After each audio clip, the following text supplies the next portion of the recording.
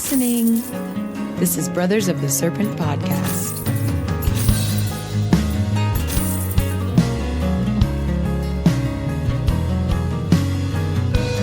And welcome back, ladies and gentlemen, boys and girls, angels and demons and monsters and serpents, to Brothers of the Serpent podcast, episode 67, coming from our emergency backup podcasting day, Thursday, for this week.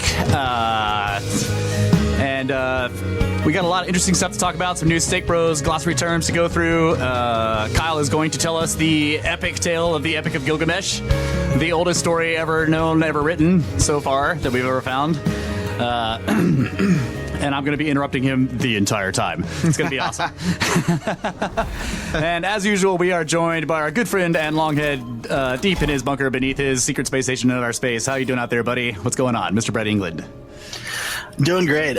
Thank you to all of the Snake Bros listeners for being patient this week and putting up with Thursday, Friday, because it's totally my fault that we didn't do it on Tuesday. So I appreciate it. Yeah. Hey, I had a question for you. I'm so mad. I was looking into Randall Carlson again this week, and he's talking about the geologist that he follows that went through all the that basically detailed the massive meltwater floods of the north, like coming off the end of the ice age.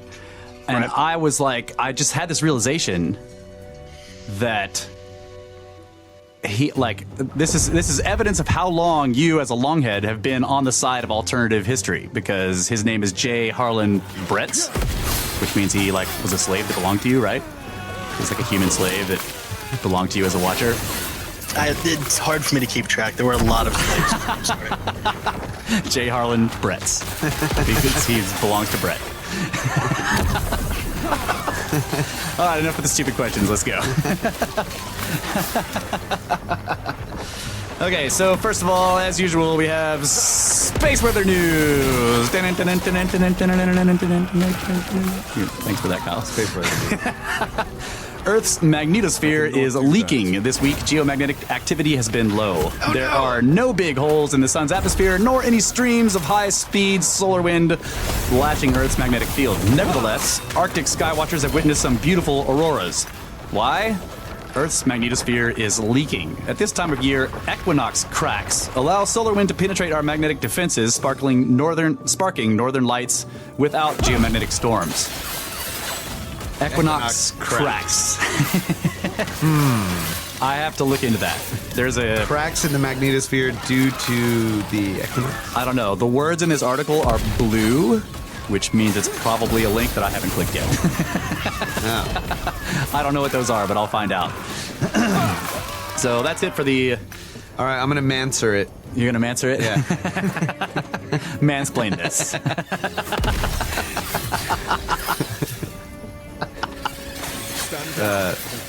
Never mind. I was thinking of...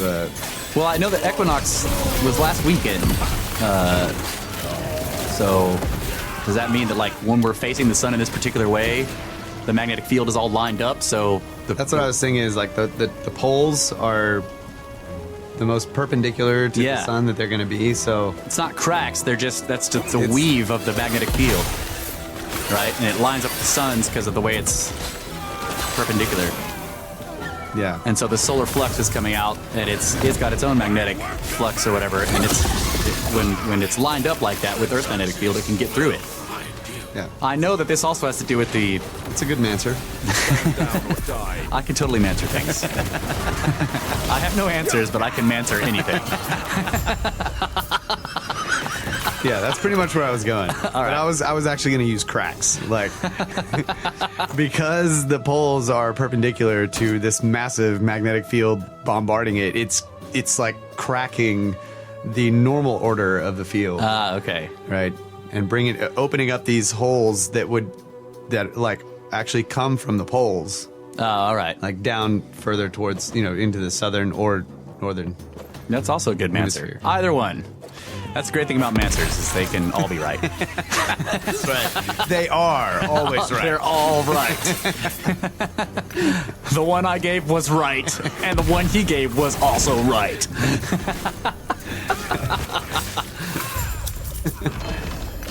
frequently answered questions. Check out that section on our blog. FMQ, frequently answered questions. All right, so do you have any news stories? You got anything? Yeah. 3,005-year-old hand is Europe's earliest metal body part. What? I know. Misleading headline there. Like a prosthetic? Yes. Wow. Found in a Bronze Age grave. The rare artifact may have been used for ritual purposes. Well, let's not talk about what those might have been.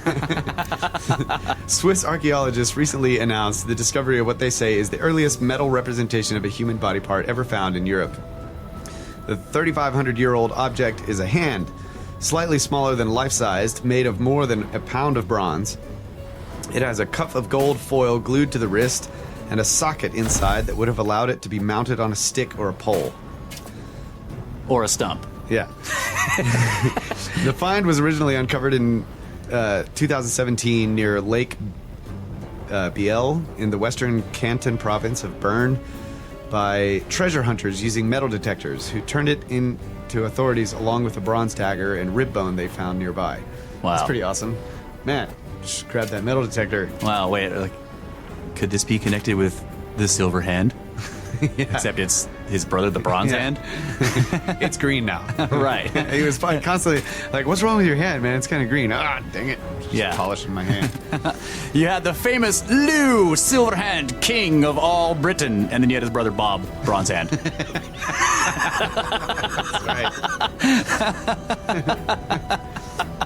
So yeah, they figured it. They figured the age by radiocarbon dating a tiny bit of the organic glue that was used to attach a layer of gold foil to the sculptor's wrist. That's cool.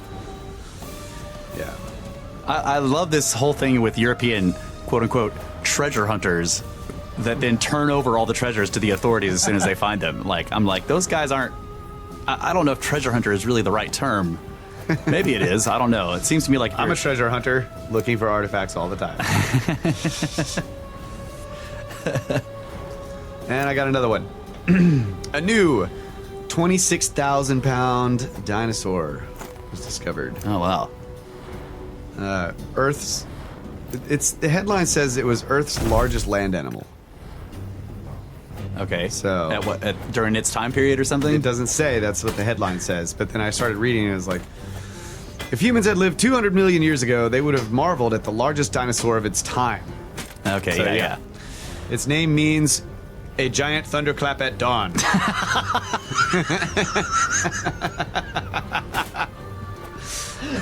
The recently discovered fossil of a new dinosaur species in South Africa revealed a relative of the Brontosaurus that weighed 26,000 pounds, about double the size of a large African elephant. Okay. Yeah, so I got there and I was like, wait a minute. Wait a This minute. is not the largest Yeah, no. land animal. I mean, like the apatosaur is bigger than that. Yeah. So anyway, then I lost interest in it. But the name... Click. Damn it! Yeah, I know. Freaking clickbait. The name is Ledumahati. Ah, And okay. it's Sesotho, which is a South African Yeah. language, indigenous to the part of the country Ledumahati, where that's the cool. dinosaurs found. Yeah. Giant thunderclap at dawn. Giant thunderclap at I'm dawn. gonna have to remember that. Next time I like get up early and there's like a thunderstorm, it's all I'm gonna be like, Ludo Mahati! Yeah. I'll never remember it, but that would be cool. If I could just shout that out. Yeah. So that's all I got. That's all I got. Two ancient things found. Two ancient things found. Cool. One of them was 2,600 years old, and the other one was 26,000 pounds. Or 3,500 years old. Whatever. All right, so we have some new Snake Bros glossary terms, which I have posted on the website at brothersoftheserpent.com under the glossary. First one is awesome fossil face. If a global catastrophe is about to bury you and turn you into a fossil, just try to look kick-ass. That's right. And I have a picture of like the most awesome anglerfish fossil ever found, and he's got this like he looks hardcore. Yeah. Strike a pose and make sure you have an awesome fossil face. That's right. When that tidal wave is coming. That's right. Because they're going to find you eventually, and you need to have an awesome face. That's right. If you don't have enough time because the catastrophe's coming so fast, Yeah. you don't have enough time to make yourself into an oopart. Just make an awesome fossil face. Don't be one of the many who left the fleeing footprints in the sedimentary rock. Right. No. No. You turn around and you face that cataclysm and make sure it's an awesome fossil face. Yeah. You want to be the one that's like on the biggest display ever in the museum. Right. Right. Don't be the guy that left the footprints. Be the face on the slab of rock. And don't be like looking back in fear. No, be standing athwart history and saying, "Look at me."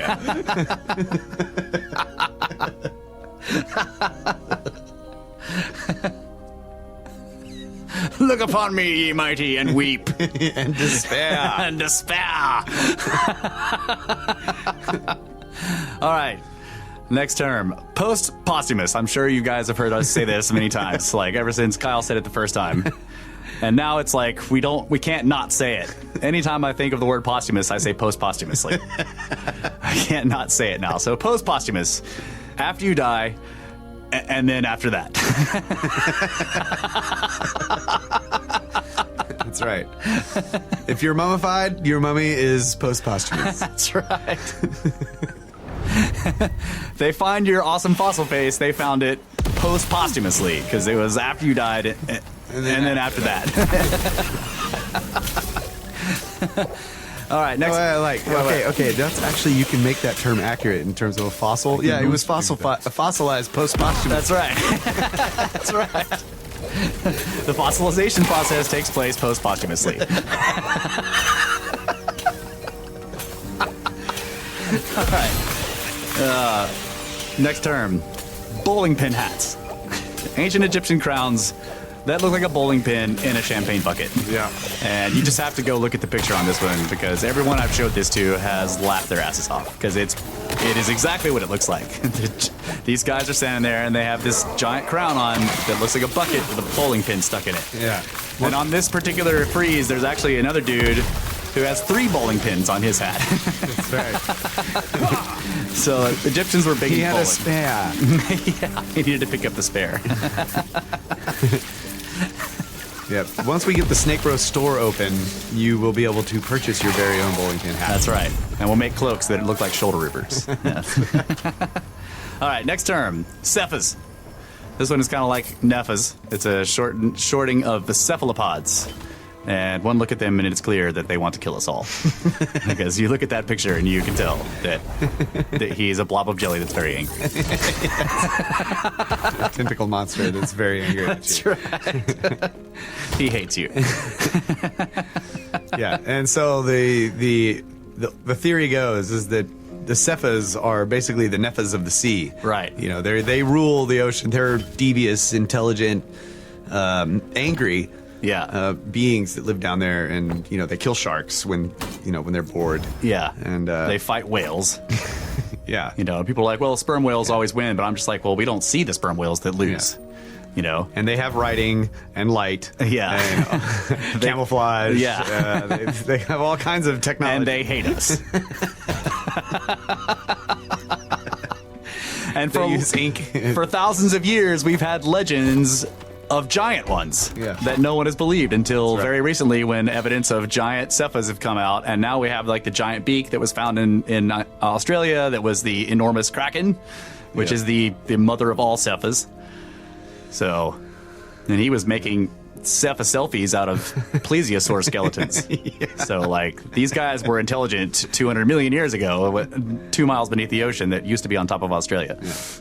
Cephas. They hate us. Okay. Last term. Shoulder rivers. I already mentioned this one. Jelly snakes. Ocean snakes. Shoulder rivers. When you have rivers flowing out of your shoulders because you're an ancient god. That was the only explanation I could come up with. I don't know what to explain, but if you look at the very old cylinder seals, Sumerian cylinder seals of Enki, He has rivers coming out of his shoulders that have like fish swimming up upstream. Yeah, the salmon towards his shoulders. shoulder rivers. So I have a picture of like one of the cylinder seals that has Inky on it, and he's got definite shoulder rivers, and he's holding like a clock or something, and there's like a weird beetle goddess floating in the sky, and just it looks incredibly alien. It's very strange. So eventually, Dr. Seuss trees in the background. eventually on the Snake Bros store, you will be able to buy your very own Halloween costume that everybody will be like, what the hell are you? Yeah. I'm a snake bro. Yeah. I have a butt flap, I have shoulder rivers, and a bowling pin hat. Right. Or a long head with horns around it. Yeah. Walk around that on the Day of the Dead, and all of the dead will run from you. That's right. And bow down before you.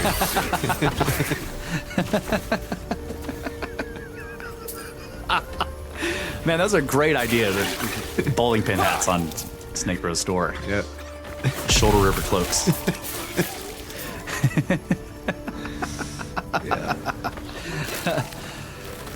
So I did want to make one correction.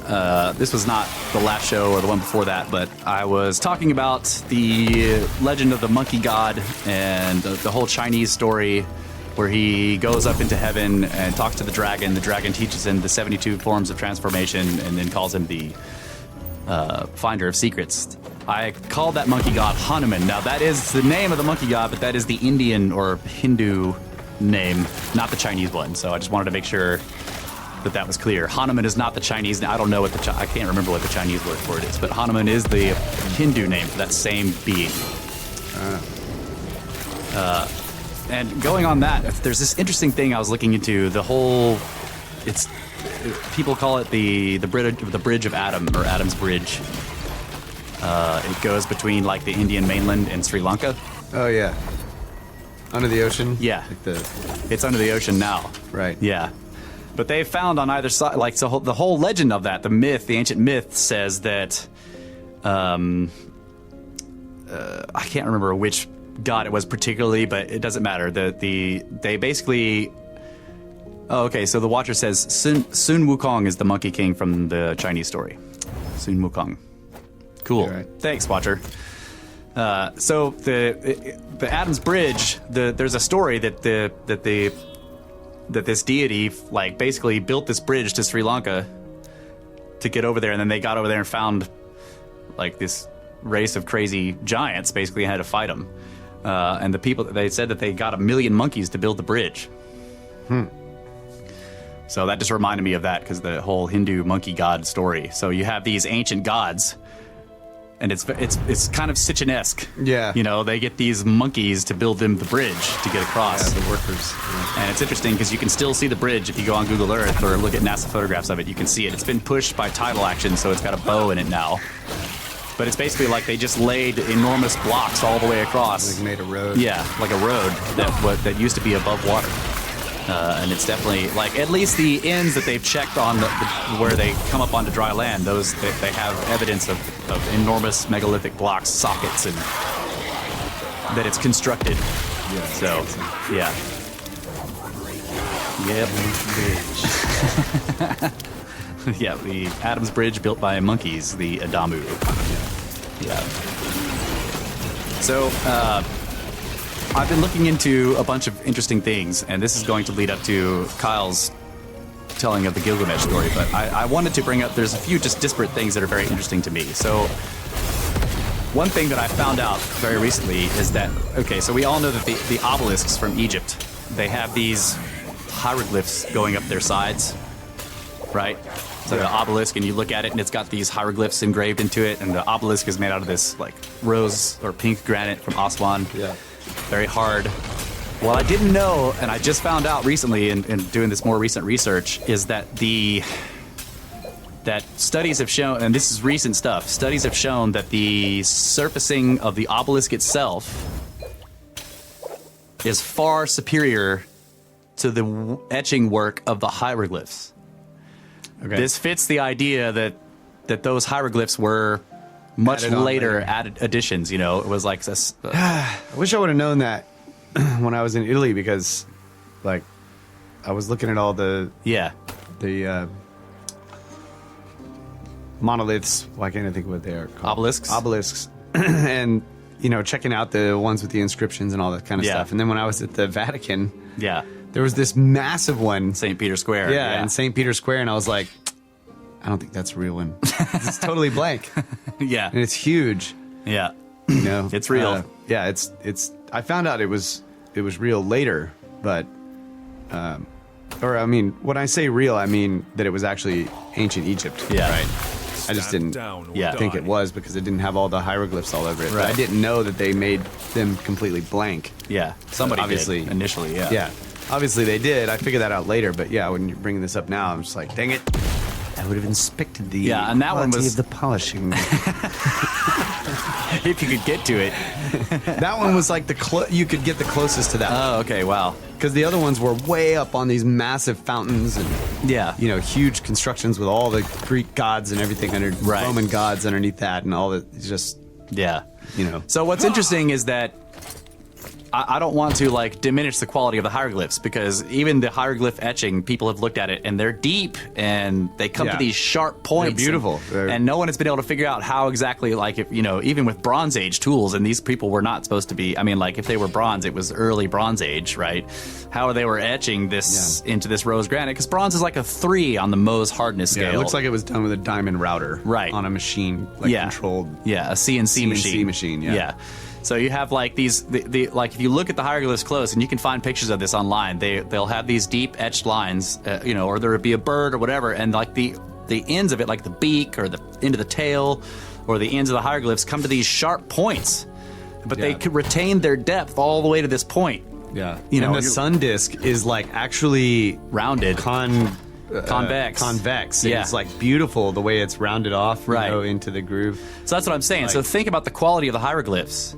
But microscopic or studies of the surfaces have shown that those are far inferior to the quality of the surface of the obelisk itself. Yeah, well, that can make sense in that, say, planing the surface. Yeah, you can then go over it with finer and finer and finer materials to polish it. Right. And then when you go into etch inside, you're going to have these sharp angles, and they're going to be more rough. Right. In order to get in there and then work all those interior edges down from a rough cut to a finely polished surface is a lot harder. Yeah. But even the corners, so on the if you're looking at the hieroglyph, the upper corner, anywhere it's digging in, right? So basically the part where the flat surface of the obelisk is cornered to dig in to make the hieroglyph mark, right? That corner, they're very clean or whatever, but looking at it with a magnifying glass or whatever, you can see not tool marks, but errors or imperfections, okay? But when you look at the corners of the obelisk itself, which are far more exposed, they're pristine. Yeah. And it's so the whole thing, the angles, the flatness, now what you're saying is it's a lot easier to do these flat planes than it is to make all these tiny little symbols, and I understand that. What I'm saying is to get finer and finer, or see higher levels of precision in how flat it is or how regular it is. You can do it on this big flat surface, right? But then when you go in and you're with the bit and you're say if they were using a machine cutting it out with the bit, all the flat surfaces inside those grooves and everything are hard to get to do your fine work. To work them down finer. Yeah. So it's if you look at any, I was looking at a stone sculpture at the museum in town, and if you look closely, in the it was a lion or some feline animal.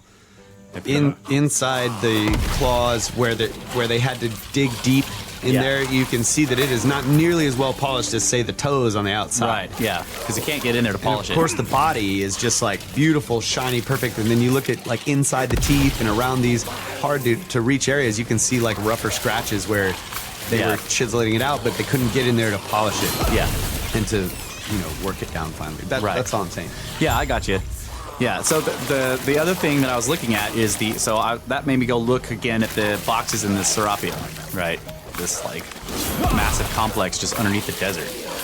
With the huge giant black granite Sarcophagi. boxes. Yeah, where the lids weigh like 30 tons, and the boxes themselves without the lids weigh 70 or whatever.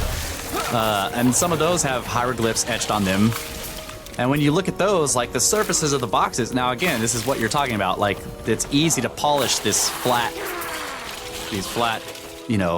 big surfaces of the box itself. But when you look at the hieroglyph etchings, it looks like somebody did it with a nail. Like, they're very not good. Yeah. Like, they're nowhere near approaching the quality of the ones that are on the obelisks. Right.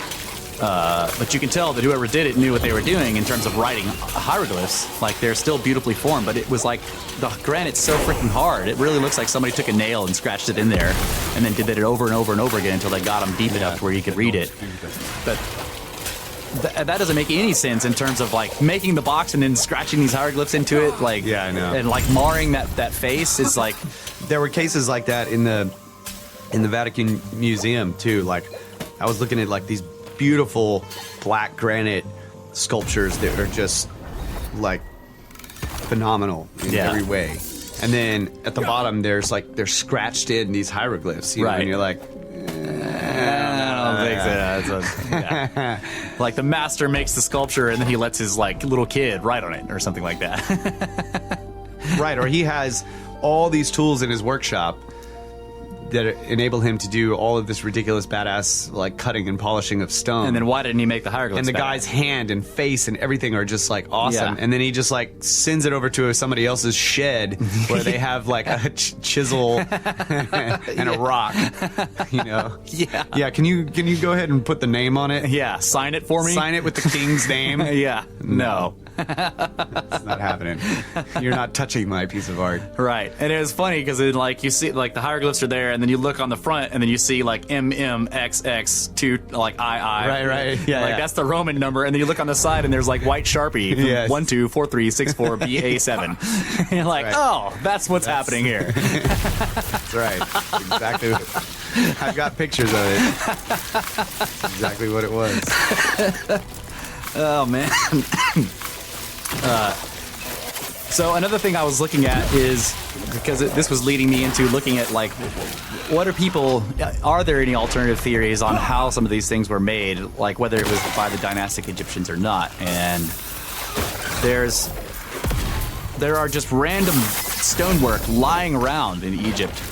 But most of these that I was looking at were on or near the Giza Plateau, because this area, like really when you look at it, so if you go and look at some of these other places where the dynastic Egyptians did build these beautiful temples with these enormous pillars that have the lotus, whatever, they look like the flower on the top on the east, and then like there's some other kind of plant on the west side, and like just the beautiful stuff. That doesn't have the same megalithic blocks just lying around poking out of the sand, like the Giza Plateau does. So a lot of this stuff I was looking at were Giza Plateau things, and they're just sticking out of a dune, and like you can see these weird cuts into them and things like that show evidence of, like, okay, so one of them, there was this planed surface, and you could see these enormous curved lines in it. Okay, that shows you that somebody was using a circular saw of some kind. Basically, it's the same, like if you're cutting through something, the saw leaves these curved lines, right? And each line is indicative of how much bite the saw takes into the material each revolution. Okay, at least that's what they're saying. I don't know this for sure, but like so, and and then because the cut wasn't completed, like part of it's broken, so like they're cutting into it. Right, and then they stopped for whatever reason, and then part of it that was cut broke off. So now you can see the plane surface, and then the cut continues into the rock. Yeah. Okay, so you can see not only the surface interior of the cut, but you can also see the width of the saw blade. Right. It's less than 1/8 of an inch. Oh my God. But the entire diameter of the blade, based on the curves, was 6 meters. And the travel through the material per revolution is over twice what we can do now with our like top of the line diamond blades. Yeah.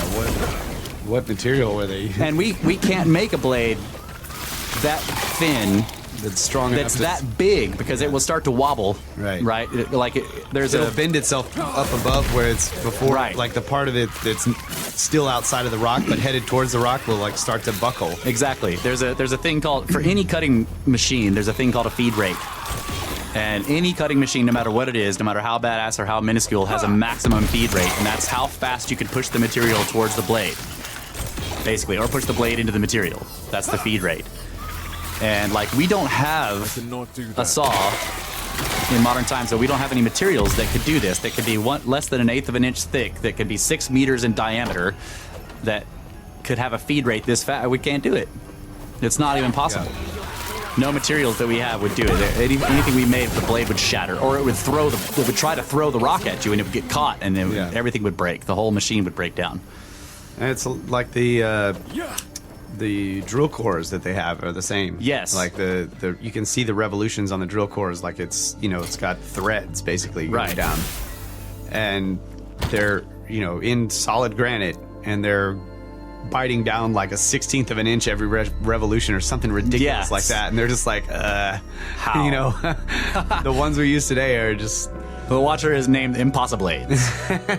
They used Impossiblade to cut Impossiblocks. All right, that's awesome. So we're going to take a quick break, and we will be back. Impossisaws. Impossisaws using Impossiblades, cutting Impossiblocks. To build Impossimids. We're going to take a quick break, and we'll come back. And maybe we're cutting the rocks with snakes.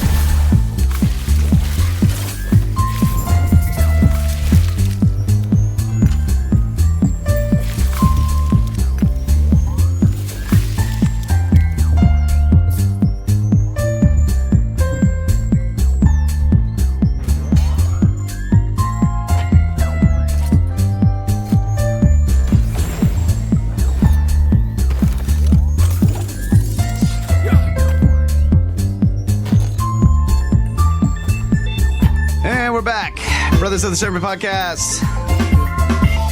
Second segment. Just getting warmed up here. Just getting warmed up in the ice cold 10x10x10 tangent cube of science. Let's talk about science. All right. Prove me wrong. One other thing I did want to say is that this was cool. Ty Stone listened to episode 66, the last one about the crazy Nazi No, he didn't. Antarctica conspiracy stuff. He was like, oh yeah, buddy, whenever you talk about Nazis, you have my full attention.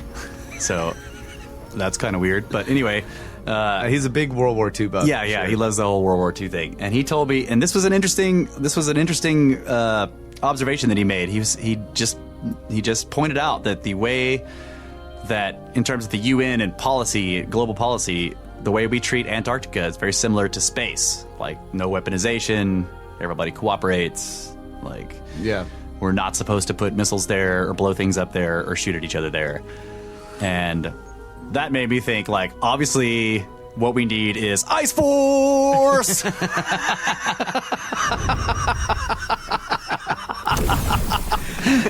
Because, damn it, we need to go to space. As a Space Force, we need Ice Force too. That's right. Ice Force! So I'm probably going to make a meme picture for that at some point. Ice Force! And have like a scene from, the second Star Wars where they're like the whole scene where they're fighting over the ice on the ice planet. Yeah, with the walkers and the Ice Force! That's what we need to do in Antarctica. Need to go down there with AT-ATs and AT-STs and kick some ass. Hoth, that's right, the planet Hoth. Yeah, James Lucas would love.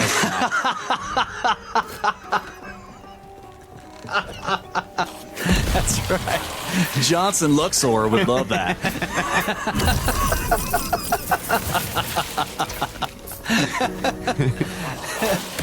All right, so speaking of telling an old story in a new way, let's hear an old story in an old way. All right. The Epic of Gilgamesh. Yeah. So we decided we were going to look into ancient, actually try to learn the stories of some choice ancient myths so that we could kind of retell them on the podcast. And I don't know if you suggested Epic of Gilgamesh or not, but that's just what I chose. So, well, yeah, the Gilgamesh story is the was the first one that I thought of. I don't know if I suggested it Yeah. or not, but that's definitely the first one I thought of because that's the oldest known. Yeah. And the way it's like, I think scholars think of it is that it's the oldest fictional story. Yeah. Okay. Now there are elements of truth in it in terms of like their cities and this and that. And Yeah, it's just like any fictional story. like uses the cities and things of the times or whatever. Right.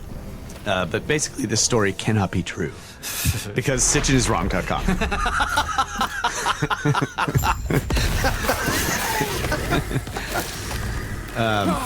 But so I was going through the story, and we talked about this before too. That like looking at the story with these eyes, but also trying to kind of wipe the slate clean in terms of what I know of the story and the analysis that I've been given. In high school and, just all of that and just kind of look at it for what it is. And on the one hand, I can see how, in terms of an epic, like it could have been used to pass on knowledge about things. Yeah. It doesn't necessarily have to be true beginning to end, this or that. And it could be metaphorical in many ways. Yeah. In which would basically make it a myth, right? Yeah. But it doesn't really matter. I think it's really awesome, and the more I've listened to it, the more I think there's still a whole lot of depth to it that I haven't even really figured out or gotten into yet. But Yeah, I think like in the research I was doing for this show and looking at ancient myths, one of the best things I saw was this.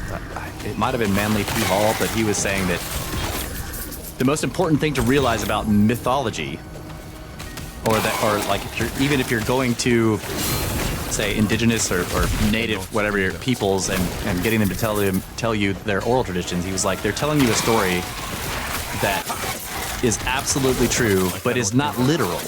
yes, And I was like, okay, that's a profound thing. Like, I like that. It's not necessarily a literally true story. Like I was like, Kyle went outside yesterday and blah blah, and I'm telling you a true story about about a real person doing a real thing or whatever. But that the story itself is true. It's just not literal. He said what the guy said was like, he's like, remember that they're telling you poetry. yeah, And you can write a poem about something real, but it's going to be poetic. yes, Okay, so it's and there were it's a true story that is not literal. yeah. So I also looked into what the analysis of the story in terms of literature. And the professionals in literature claim that so many of the literary devices that are being used in this epic are quite profound. Oh, yeah. Like, they list out all these different devices that you can use for like, narration and dialogue and just the timeline of the story and all of this stuff. Yeah. How you could define or describe a scenario, or you can just say a few things and not really tell you all of this other stuff, and just your audience will infer it. And Right. Just on and on and on. It was that was a really rough part of researching this story, but. And honestly, I'm not really sure about the study of literature, okay? Yeah. Now, maybe there's something there, but right off the bat, I'm like, dude, these guys are just ridiculous. Yeah. But their take is that not only is this the oldest known, quote-unquote, fictional story, epic, whatever you would call it, but that these literary scholars are looking at all of the literary devices used in the story, and they're marveling at how brilliant it is. Right. In terms of the way it was narrated and all of this stuff. So it's like these, and I thought that was interesting that these modern people that are studying this story, that's 4,000 to 6,000 years old or whatever, Yeah. are finding devices in it that they themselves have sort of come up with and named. Yeah. Based on just artists and whatever, and they're finding these artists from way back then are using them in a the best way you can use them, picking the right ones and the most brilliant ones, and in that way, these scholars say it relates to us now today. Oh, okay. And it moved people. When it was found and interpreted, people all over the world were moved by this story, and we're just like, oh my god, this is Right. like First badass. you're like, wow, this is cool because it's the most oldest story ever, and Yeah. then you read it and you're like, whoa, Yeah. this is really cool. Like That reminds me of the whole art thing. Like, was it Picasso, the guy that went in to look at the ancient cave art that was found in Chauvet, France, or whatever, and he came out of the cave and he was like, "We have invented nothing." Yeah, I don't know who it was. As artists, yeah, it was like one of these. It was a famous. I don't know if it was Picasso, but he came out of the cave and he was like, "We have invented." He was looking at 40,000-year-old cave art, and he came out and was like, "We have invented nothing." Yeah. As artists, he meant that these ancient peoples were doing all of the techniques that he was aware of as a famous. Right. Yeah. Yeah, and so on the one hand, I was kind of,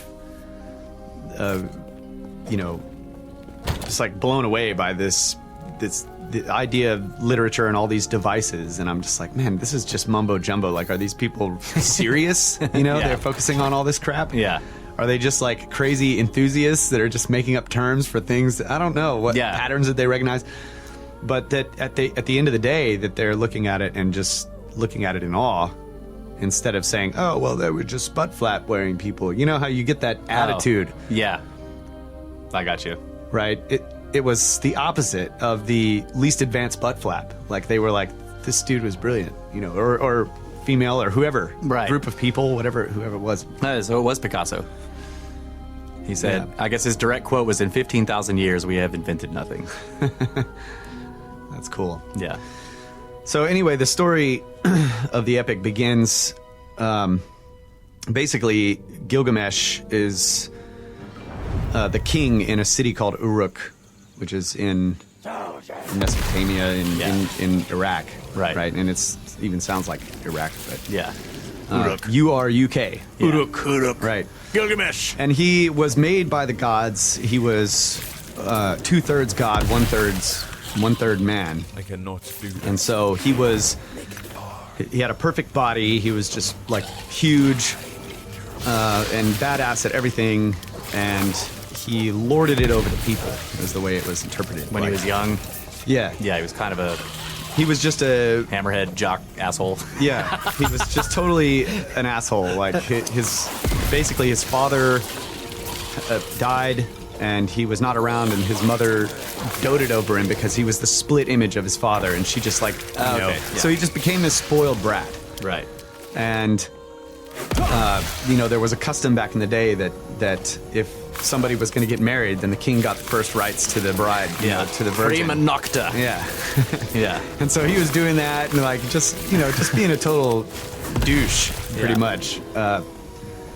And the people of the city were just like all pissed off and complaining about it, and the gods basically hear them, and so they go to the creator goddess, and they're like, "You created him, now create his equal," right? Because the people are upset, and he's just like running amok down there. Yeah.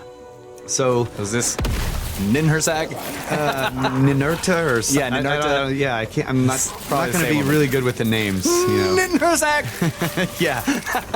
So she makes this other cannot do character, and it's not real clear on how he was made or what. He was just made and he lives in the forest, and he runs around with the beasts of the forest and the animals and everything. He's just totally wild man. He's like, his body is covered in hair. Yeah. And he's huge and powerful and perfect body and everything. And basically, she made Gilgamesh his equal. And at the same time, Gilgamesh has prophetic dreams. Like, he's given this ability where he gets these dreams that tell the future. And so right when that happens, right when Enkidu is basically his companion, or in the beginning, his equal that was created, when he was created, Gilgamesh has a dream that a meteorite fell from heaven and landed on the earth, right? And all the people in the city gathered around to marvel at it. And it was like this massive chunk of metal, god metal, or rock or whatever. And they were all marveling at it, and Gilgamesh goes over there and he's like trying to pick it up, and he can't pick it up. It's too huge. He can't lift it. And so everybody helped him pick it up, and he took it to his mother, who is like sort of a priestess or something. Okay. And then she proclaims it his brother. And then he has another dream. That was all in the dream? Yes, that was all in the dream. Then he has another dream about an axe that's stuck in the town square. in the ground, and like, yeah, it's massive and everything, right? But he sees it, and it's just like so freaking awesome, and it's made of the stuff of Anu, which was the same as the meteor, made of the stuff of Anu. Wow. Right. Anu is the ultimate deity of the Sumerian Sky god, yeah. Sky god, yeah. So he gets the axe, and he's just like, yeah, this axe is badass, and he keeps it at his side, and anyway, he tells his dreams to his mother. Don't do that. And she interprets them for him and basically says that, yeah, this is the strong comrade who's coming. The meteor and the axe. Yes, both are the same. I just want to throw this in because this blew my mind. Like when you brought that whole thing up, like I've talked about Titan Quest before, and I'll just say that the best weapon in Titan, and I just found this out by playing it recently, is called the Axe of Enkidu. Oh, okay. And it's when you look at it, because all the other weapons are metal and badass and crazy, but this one is like it's a stick with a stone, like this beautiful stone, like a flint. It's the Axe of Enkidu, and you get it. Like you can just kill everything with that thing. It's badass. Anyway, I'm sorry. Yeah, that is Enkidu. Yeah. Okay. So, meanwhile, Enkidu is out in the forest. He's roaming around in the forest and eating he eats grass with the gazelles and just everything. He's just like totally a forest guy. He's basically a wild man, yeah. He's a wild man, totally covered in hair. Sam Squanch. Lives out in the forest, right? Huge Sam Squanch. And there's a trapper out there, and he's going to. They would dig holes for the water to collect in them, and then they would set traps around them. Oh yeah, and catch the animals. And he sees Enkidu one day come down to the watering hole. And he just freaks out, right? Just like every sighting, of Bigfoot that you can imagine. Like he runs back to his dad, and he's like, "I just saw this huge guy," and he's running around with the animals, and like he lets them out of my traps, and he fills in my pits, and all this stuff. He's preventing him from being able to catch his stuff. And his dad is like, "You need to go to Uruk and find Gilgamesh and tell him about this guy." So he does. Probably totally didn't believe him.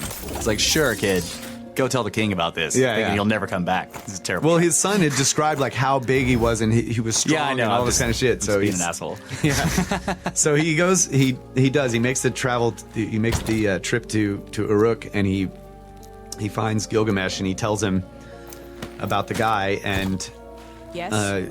Gilgamesh tells him, take this harlot with you to the forest and have her stripped naked at the watering hole. Yeah. And she'll seduce him, and then once he, basically has sex with her, then the beasts of the forest will reject him. That's so there's very some weird thing, and that aspect of the story is repeated twice. When the trapper tells his father first about Enkidu, he says, go to Uruk, tell Gilgamesh, and he'll send you with a harlot, and she will have sex with him, and then the beasts of the forest will reject him. It's just repeated verbatim. Wow. So when he goes to Gilgamesh tells him, and he gives him the harlot. Here, have a harlot. Yeah. And he takes her back with him, and he goes to the watering hole, and sure enough, Enkidu shows up there. And he's like, there, woman, go stand in the pond and take off your clothes. Let your breasts be bare. Let him see you. And then teach him the woman's art. That's what he says. That sounds, that is, just like a modern politician. You go petition him for something, and he just gives you a whore. It's like nothing has changed. We have invented nothing. Yeah, so it happens like, Enkidu sees her and like he basically goes and has sex with her for 6 days and 7 nights straight. Holy crap. Yeah. And then when he's done, like he's lost his strength, like he can't run, he's lost his swiftness, and all this stuff has changed about him. And he tries to go back with the animals, but he can't catch them, and they all run from him. And so the idea is that he is now wise. And that's what it says. So this is hints of the fall and the wisdom. Yeah, the tree of knowledge of good and evil. That's right. So now he has partaken of the fruit of the tree of knowledge. Yeah, and he is rejected by the rest of nature, in a sense. He has been separated from that. That's not fair. All those animals are boning. Yeah, I know. But yeah, so then he hangs out with the harlot, and they stay together for a while, and she's trying to tell him, like, dude, she's like, now she sees he's transformed. She's like, you're like a god, you know, you are wise, but he still wants to go back in the forest, and she eventually convinces him. You know, she starts telling him all about the city and what men have built, and you know what she tells him about Gilgamesh and all this stuff, and then she tells him Gilgamesh's dreams. She hears about him because Gilgamesh had told him, and then she tells him what Gilgamesh is doing in the city, that he's like lording it over the people, and you know he's just there is not a single virgin that goes untaken. Yeah, he takes all the young men. You know, it's like he's just like putting everybody to work and war and fighting and just everything. It's like so there's one part that I remember I wanted to ask you about this, like that I remember is that Gilgamesh would like challenge all these men, the young strong men, to wrestling, every single one, and would like beat them and like laugh at them and be an asshole. That was the thing. He takes all the young men and just destroys them, like you know, physically destroys them, wrestles them, and right, and then he screws all the young virgins, basically, like he's just a total jerk. We have invented nothing. So anyway, Enkidu hears about all this, and he's just like, I will go into Uruk and I will challenge this man. That's what I will destroy him. And she's like, no, he's like way stronger than you. And as a matter of fact, he's already seen your coming in his dreams. And then she tells him the dreams. So he hangs back, and he ends up, this is a really interesting part of the story to me. She takes him to the sheepfolds of the shepherds. Oh, yeah. And, you know, this is outside the city in the cultivated lands. He'd never seen cultivated land. Right. But she gets him there, and they stay in the sheepfolds, and Enkidu becomes like their watchman. He's just kicking all the ass of all the wolves and everything, and protecting all their sheep, and they can sleep at night and everything, and they love him. Yeah. You know, they think he's and shepherd they king. marvel over him and everything, like how badass he is. And is he still hairy?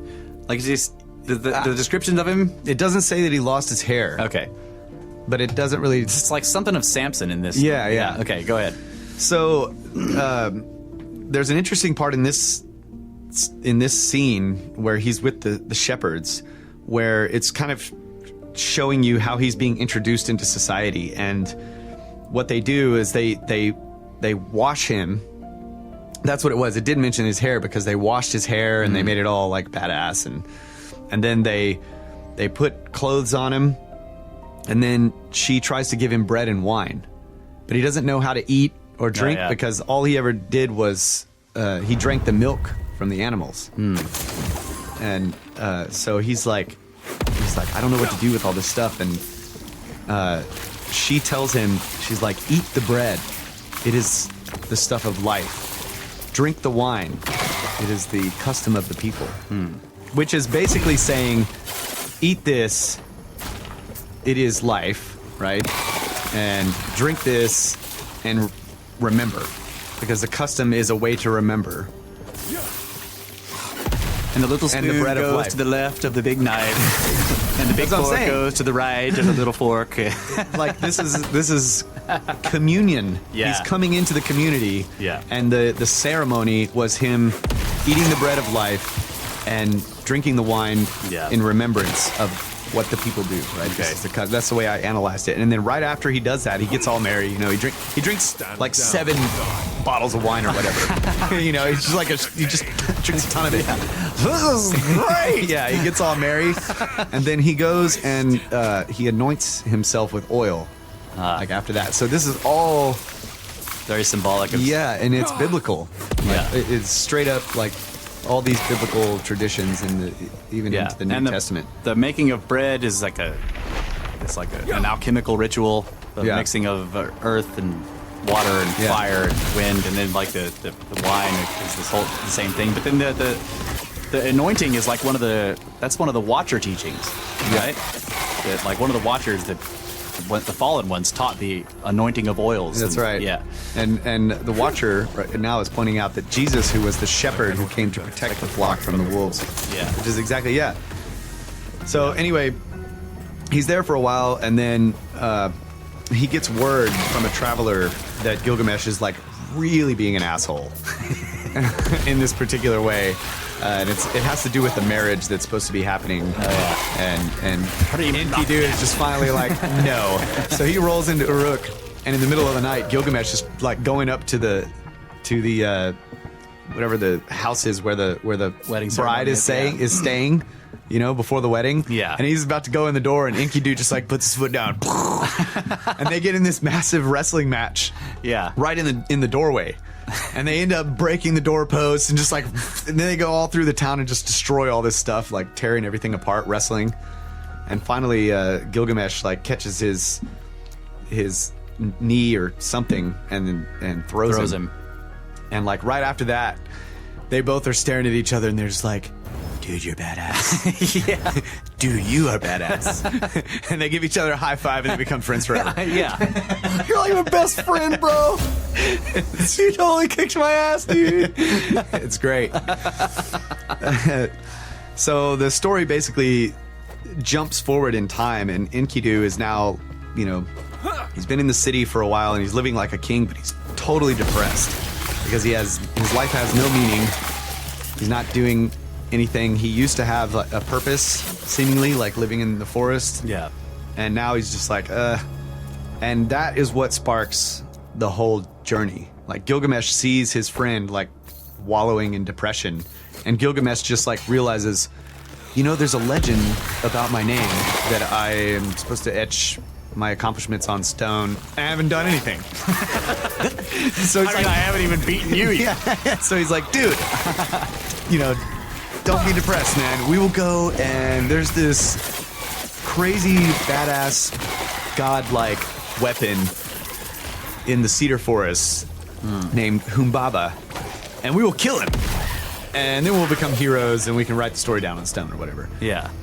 And So another thing, I just thought of this, and I know Robin Hood and Little John is a similar. They have the match, right? Little John is this giant, and he was like undefeated. And Robin Hood comes out of the forest, the wild man in the forest, and beats him, and they become best friends after that. oh shit, I didn't know that. Yeah.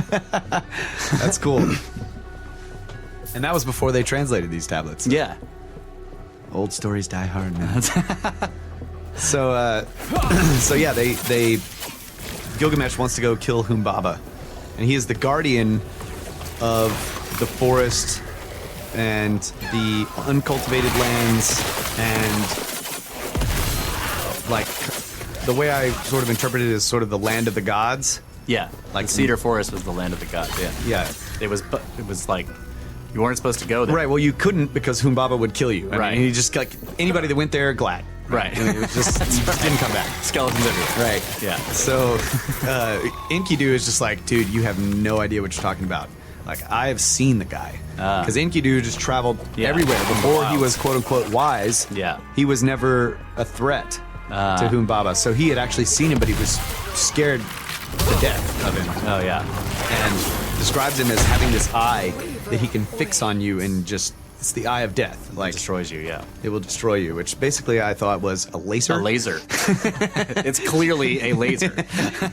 So anyway, Gilgamesh is like, dude, like, no, this is what we got to do, man. Like, let's do it. Yeah. We can totally do it together. I have this shield and it's a mirror. Yeah. So they get all the smiths and everything together, and they build these massive weapons. I mean, just there's huge freaking weapons. And they're carrying like, each one of them's carrying like 70 score pounds or something of weapons on them, and the breastplates and just like all this armor and shit. And So wait, what was the size of like the? You looked this up, like the size of Gilgamesh. I skipped over that. It describes him as being 11 cubits, and I looked up cubit, and roughly it's 18 inches. feet. 18 inches. Oh, is a each cubit. Okay. So 12 cubits at 18 inches, which is still a rough estimate, is 18 feet. Okay. So he was about 18 feet tall. Wow. And so they're matched in. This is why they can carry 7 score or whatever. yeah, but this was another thing I thought of. Like, they say he's 2/3 God and 1/3 man. Yeah. Well, if man was roughly 6 feet tall, then the 6 foot tall portion of him is his 1/3 man, and the other 12 feet is the other 2/3 God. Gotcha.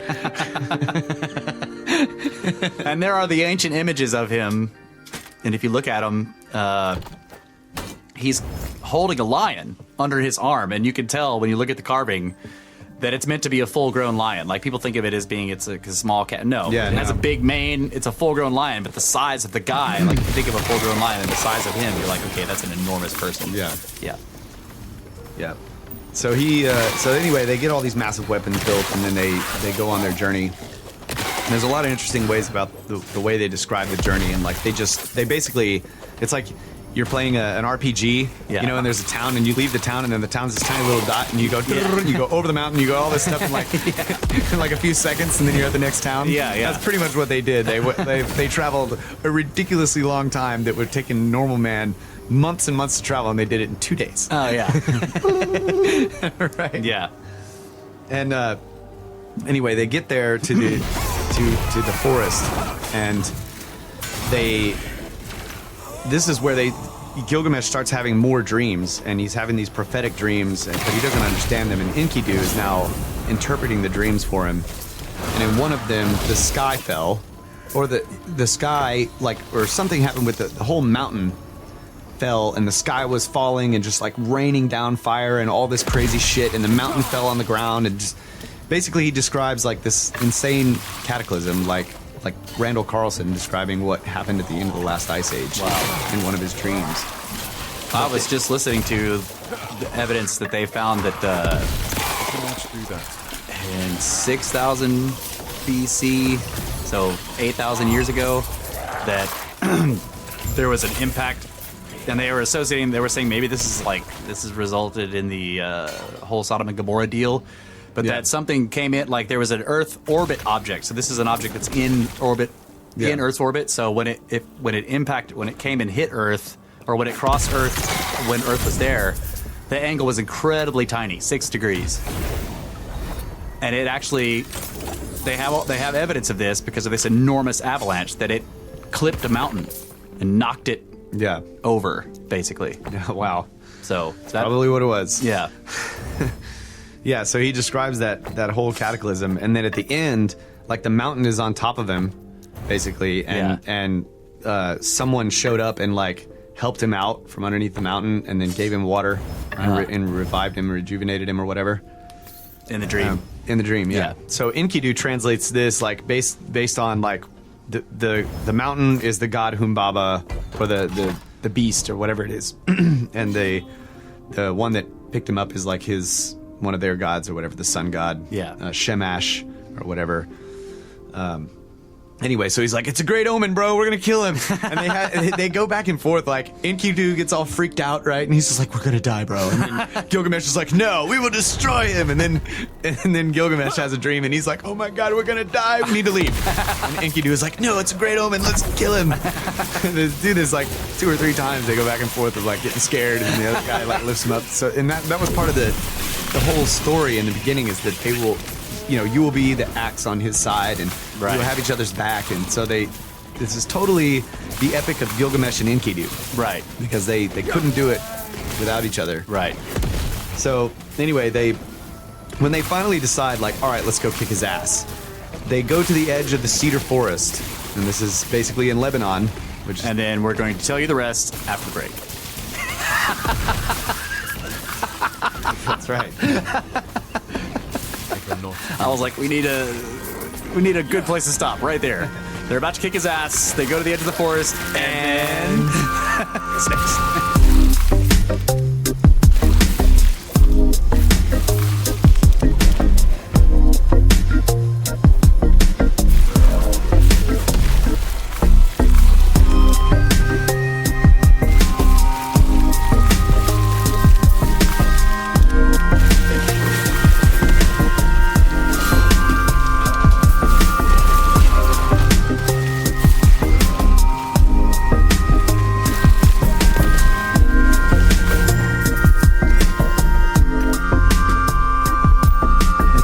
Awake by reason of our babble. Brothers of the Serpent podcast. Coming back and continuing directly into the story that Kyle has been telling fantastically, the Epic of Gilgamesh, King of Uruk. All right, so they're on their way to finally kill this weapon, Humbaba, who was made by Enlil Yeah. to protect the cedar forest, the guardian of the forest. And they start off by chopping the cedar trees down at the edge of the forest. Like they just, like, one of them, I can't remember which one, just like slices the cedar tree down, right? This massive tree. And they hear Humbaba back there just like, "Wah!" Like he gets all pissed. So they cut a couple of trees down and they're making their way trying to find him. And basically their plan was he is described as having these 7 splendors that he can put on himself, and they're his weapons, right? And then he has something else. I can't remember what it is. I took some notes, but Splendor being like a shiny. doesn't say. Yeah. But it sort of infers that whatever they are his weapons, Right. that he has, right? And then his eye His or whatever eye, it is. Let me see. I've got a note of it here.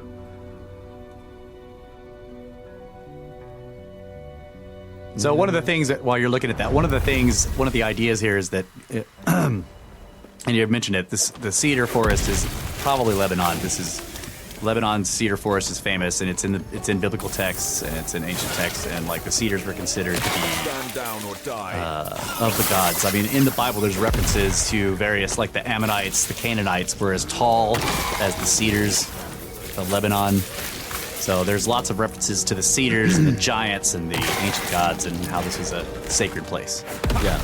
So yeah, he had this thing called the Dreadful Blaze, which was from the eye, which is why we think it's a laser. Yeah. And the 7 Splendors, which doesn't really describe, but their strategy was like, if we get to him before he can put on the 7 Splendors, because like at one point Gilgamesh says like he's only got one of them on. Let us get to him before he gets the other 6. Right. So let's start knocking down trees and making shitloads of noise. Right. So they get there and they basically catch him off guard, and he knows he's done. Right. They got him like pinned or trapped or whatever. And Humbaba starts talking to Gilgamesh. He's like, dude, like he's trying to convince him, like, hey, Don't kill me. Yeah, don't kill me, bro. Like, if you don't kill me, I will cut down these cedars and I'll build you a palace, and you'll be like, I'll be your servant or whatever. And he's telling him all this stuff, and That's very fairy tale right there. yeah, and Enkidu's just standing there like polishing his freaking axe, and he's just like, don't listen to him, bro. He's lying. He's straight up just like, yeah. He's just like, he's like, yeah, he's like, and then Humbaba gets all pissed at Enkidu, and he's like, he starts cursing him and everything, and he's like, yeah. And he looks at Gilgamesh, and he's like, bro, let's kill him right now. Before he can do any of this shit. Yeah. And then, he's stalling for time. right.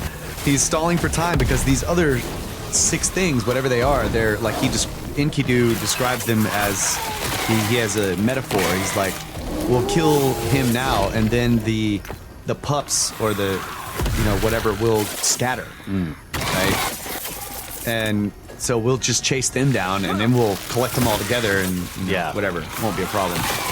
So finally Gilgamesh is like, you're right, slice, and just like nails him, and then Enkidu nails him, and they basically just murder his ass right there. And then after they kill him, they go through the whole forest, and they cut down all the trees, and Enkidu is ripping up the roots of the trees, and they uncover the ancient dwellings of the Anunnaki under the forest, like under the roots of the trees. It's buried. Yeah, totally buried. Wow. So I don't know what that means. It doesn't really say. It refers in the story to the Anunnaki a couple of different times. They're like, in the story, they're sort of referenced in terms with the dead. They deal with the dead and the sort of like underworld. Not so much afterlife, but something to do with the dead. Yeah, the underworld or the buried. Yeah, but it's always in context of death, right? Like that, it would kind of be like, like the Egyptian gods of the underworld, Like Osiris. yeah. Like they're not really physical here or whatever. But then their they have- dwellings are under. Yeah, that's what Yeah. I'm saying. It's like there's something weird about that because Yeah. their dwellings are down there, and they call in the story they're called ancient. Right. It says they uncover the ancient dwellings of the do that. Anunnaki. Yeah. So it's like, I mean, just again, we're not supposed to take this literally, but in a literal take, you basically have ancient constructions buried beneath enough soil that have then grown this enormous Massive ancient forest on right? it. And so we're in Lebanon, near the cedar forest, and what's near there? Baalbek. So yeah, that was Which is where they played beer pong. And Baalbek looks like, you know, it's like an effigy. Yeah, it's a man holding Looks like a bucket. man. Yeah, holding So- a man bag. So anyway, they after they kill Humbaba, they grab like all of the seven splendors and whatever else, and they take them all to to Enlil, right? And they lay them all out, and they're like, "Yeah!" and Enlil just gets freaking pissed, dude, and he starts chewing them out. It's like, "Why did you do this?" He gets all mad. And they like, it doesn't bother him at all. He bitches them out, and then he takes the seven splendors and he passes out the seven splendors. Like, he passes out, he curses them, and he takes the dreadful blaze and the seven splendors, and he gives the first to the river, to the lion, to the stone of execration, which means the cursed stone, to the mountain, and to the dreaded daughter of the queen of hell. That's what Enlil gives these powerful weapons to. Right? Great. Yeah. Thanks, Enlil. Thanks, buddy. so The dreaded daughter of the queen of hell. That's right. God. So Enkidu and Gilgamesh, like, they're all proud of themselves, and he just bitches them out and then takes all the stuff, and then they're like, "Praise Ea!" Ea is Enki, which is Enlil's brother. I fucking love these guys. And they're like, they give all the glory to Ea. They're like, all the glory goes to Ea, right man. in Enlil's face, dude, and then they bail. That's bad. So they go back to Uruk and like, you know, get all cleaned up, and they just have this big parade in the city, and everybody's like, "Holy shit, you guys are badass." And meanwise, Inanna, who is she's a goddess of war, Granddaughter of Anu. yeah, and she's, I guess, related to Enlil Yeah, she is. and Enki. She's like Half their sister. niece. or Oh, something. niece? Yeah. Okay. Because Enlil and Enki are the sons of Anu. Yeah. She's the granddaughter, so she's like a. Okay. Yeah. Yeah, so she is in this epic. She's called Ishtar, Yes. but it's the same person. Yeah.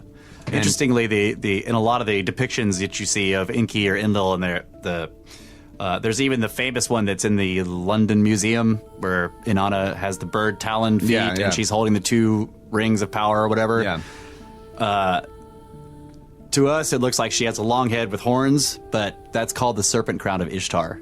Like that's they call it the serpent crown of Ishtar. Dude, But she's crazy. Yes. She is a mean bitch. yeah. So she sees Gilgamesh like in all of his glory after this battle, and he's like decked himself out, you know, Yeah. for the parade and everything, and he's all cleaned up and just looking awesome, and she just like lusts after him. Right. Yeah, I remember. And so this she part of goes the and story. tries to make the moves on him, and she's like, "Hey, buddy, like you can be my husband, and like I will do all this amazing goddess stuff for you." And Gilgamesh was like, "Oh man, that'd be great. I got to calibrate this. I thing, could though. I could give you bread. I could give you like some corn." I think no. Basically, I got to calibrate this thing. he ends up like he just very calmly is like, "Okay, so you've had like how many husbands?" Oh, yeah. And like this one, you really love this guy, and He did. Then you, yeah, that's right. And he just goes down the line. It's And like then you you're curse like, this guy, and yeah. he's now buried underground like a mole, and everything that he wants is he'll never be able to reach, and Right. blah blah blah. And Then you met this guy, and he did. Yeah, and he then, did. And then this dude, he did too. that's right. They all did. He just lists them all off, and he's like, "So, I mean, you're great and everything, but..." Yeah. And No thanks, Black Widow. she gets so pissed. So she goes up to heaven, and she goes to her father, Anu, said. Okay. Or maybe it was her grandfather. Yeah, I know that she supposedly, she complains to Granddaddy. Yeah. Yeah. So, and she basically requests that he give her the Bull of Heaven to basically kill Gilgamesh because she basically tells him, she's like, he spoke about all the terrible and vile things that I've done. And Anu is like, yeah. Yeah. So you want me to give him a weapon? Why? Or give you a weapon? And she's like, yeah. So she threatens if Anu won't give her the Bull of Heaven, which is some ridiculously powerful weapon, that she's going to raise the dead and mingle all the dead with the living, and they'll be eating everything. It's just like this scenario she describes is just total chaos. Stand down or die. And she wants the Taurids. Yeah, basically. Yeah. She wants the Taurids, yeah. She wants... Yeah, so... she gets the Bull of Heaven, because Anu's just like, damn, alright. Right. And Anu also... supposedly, Inanna was his favorite, and they were lovers. Oh, okay. Like, at least that's the part of the story that I know, that whenever Anu came to Earth, that she always stayed with him, and... Yeah. So, she's like, Yeah, Granddaddy. so she basically... yeah. She threatens to destroy everything on all of the order in the Right. world if he doesn't give her this weapon that can kill Gilgamesh. But she forgot about Enkidu. She sends his bull down there, and it shows up, and like, it's kind of the way the story describes it is that it snorted, and 100,000 men died or whatever, Wow. and then it snorted again, and hundreds more died. But it's kind of like almost like telling about a battle. Like they sent troops out. Yeah. And They're hurling humans. They're hurling humans, and it just like it was just destroying everything. And Enkidu just shows up and just fucking grabs it by the horns. And it's like, Gilgamesh, stab it in the balls, or in the nape or whatever. Yeah. He's just holding his horns, so Gilgamesh goes up there and kills it. And Inanna she's just like furious, right? She's all pissed off because they killed the Bull of Heaven. So this is like this is the Mithra story too with the bull. The constellation or whatever of Orion is like Mithras is Stabbing it. in the shoulder. Yeah. That's interesting. So yeah, he's holding the horns and he stabs it, and just it was just like they just kicked its ass, like no big like deal. Kumbaba. Right. Why the bull? So Inanna gets like all pissed off and she starts cursing him, and Enkidu rips off one of his flanks and just throws it in her face and is like, Shut up, bitch. exactly, dude. Tells her to STFU, GTFO. He's like, if I could get my hands on you, I would destroy your ass. Praise Ea. Ea be praised. So they end up like, cutting the horns, and like it tells you all about the measurements of the horns and how much beer they could hold and everything. They're just like, yes, this freaking horn is awesome. Yeah, I can see that. How much beer do you think this horn can hold? I don't know. Let's try it out. We're gonna have to drink it with straw. That's right. So anyway, there's like an assembly of the gods after this, and now everybody's kind of pissed off that they've killed Humbaba, and now they've uprooted the cedar forest, and now they've destroyed the Bull of Heaven, and like what they start complaining to the creator goddess, right? Like Yeah. and then they start pointing fingers, and it's like, no, this is Enlil's problem, right? The sun god Shamash, who he basically like helped Gilgamesh and Enkidu all the way through their quest to kill Humbaba, and he hated Humbaba, the sun god, and so he blames Enlil, and then Enlil gets pissed, and they have this whole fight, and then what it ultimately ends up happening is they decide that one of them has to die, because they're too powerful, Right. so God, I hate this part. yeah, that ends up being Enkidu. Yeah. And he basically just falls ill in the city and just has this slow decline, and he can't do anything, and he can't move, and he's just like laying on his deathbed. And Yeah. and then he's all bummed out because, you know, there was honor and glory in dying, you know, In battle. But this is like a A shameful wasting, death. like cancer death. Yeah. Yeah. So it's kind of long and drawn out, and Gilgamesh is just like, when he finally dies, like Gilgamesh just loses his mind, and is like mourning and has him build this massive statue, but then he can't look at the statue. he's so freaking depressed. Commissions this enormous statue of him. He's like, I can't look at God, every time I walk outside, there he is. I gotta leave. Yeah. I'm making light of it, but it's actually a Yeah, that's moving really part. sad. Yeah. But so he ends up, he basically just bails. He goes into exile because he can't get over it. And one of the customs is to wear a lion's pelt when you're in mourning. So he goes to this mountain and he just like murders all the lions, and he puts on all of their pelts. Like That's why he's holding the line. exactly. Okay. He just killed that lion. He's just about to freaking wear his skin. And so he's walking around in like lion skins for multiple years because it describes his face as being burnt from heat and cold. Yeah. Right? So he's like going through season after season after season, just being out in the wilderness. Weathered. Yeah. And he finally, this is when he kind of, he figures out he's just going to go look for Utnapishtim. Isn't this where he's grappling also with the concept of mortality?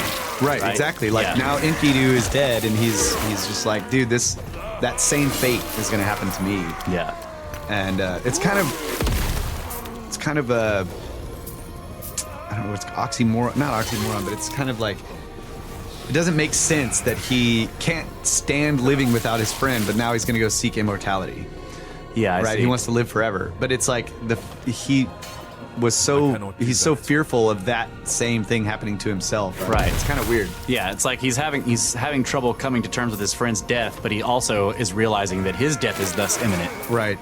Exactly. Yeah. So there's one Paradoxical legend in those people's time, and that was of Utnapishtim, who was the Noah character in the Great Flood. Yeah. And he was supposedly given everlasting life by the gods. So he's like, I'm gonna go find this guy and talk to him about how not to die. Yeah. So he goes on this long journey, and he's just crossing all these lands, and he finally ends up at this mountain, and there's like a scorpion beings. It's a dual being. They're like both Gemini and Scorpio or something. They're twins, but they're scorpions. And he has this conversation with them, and he's like, I want to go through they're the guardians of the gate of the mountain. And he's like, I need to get to Utnapishtim to ask him about immortality. And they're like, no man has ever traveled through this mountain. It's like too far. It's darkness, total darkness. And you have to get through it before the sun beats it. Like if the sun beats you in a revolution or something, then you'll never get there. There's something weird about that. That's he has to astronomical. race the sun to get through the darkness in this mountain. It's And like eclipse. yeah, Kind of exactly. astronomical clues there. Yeah. Right, and the depth of the darkness in the mountain is 12 leagues. Right. Of course it is. So this is where I was starting to think, like, part of my analysis of the whole epic. At this part, I started thinking, what if Gilgamesh and Enkidu both were civilizations? Yeah, I remember you saying That their this. characters were civilizations, right? Right. One of them is this single civilization that's just more powerful than anything else. And then another civilization rises up and then challenges it, right? Yeah. Just the same. You just replace the people with the civilization, and you can see, and then they conquer these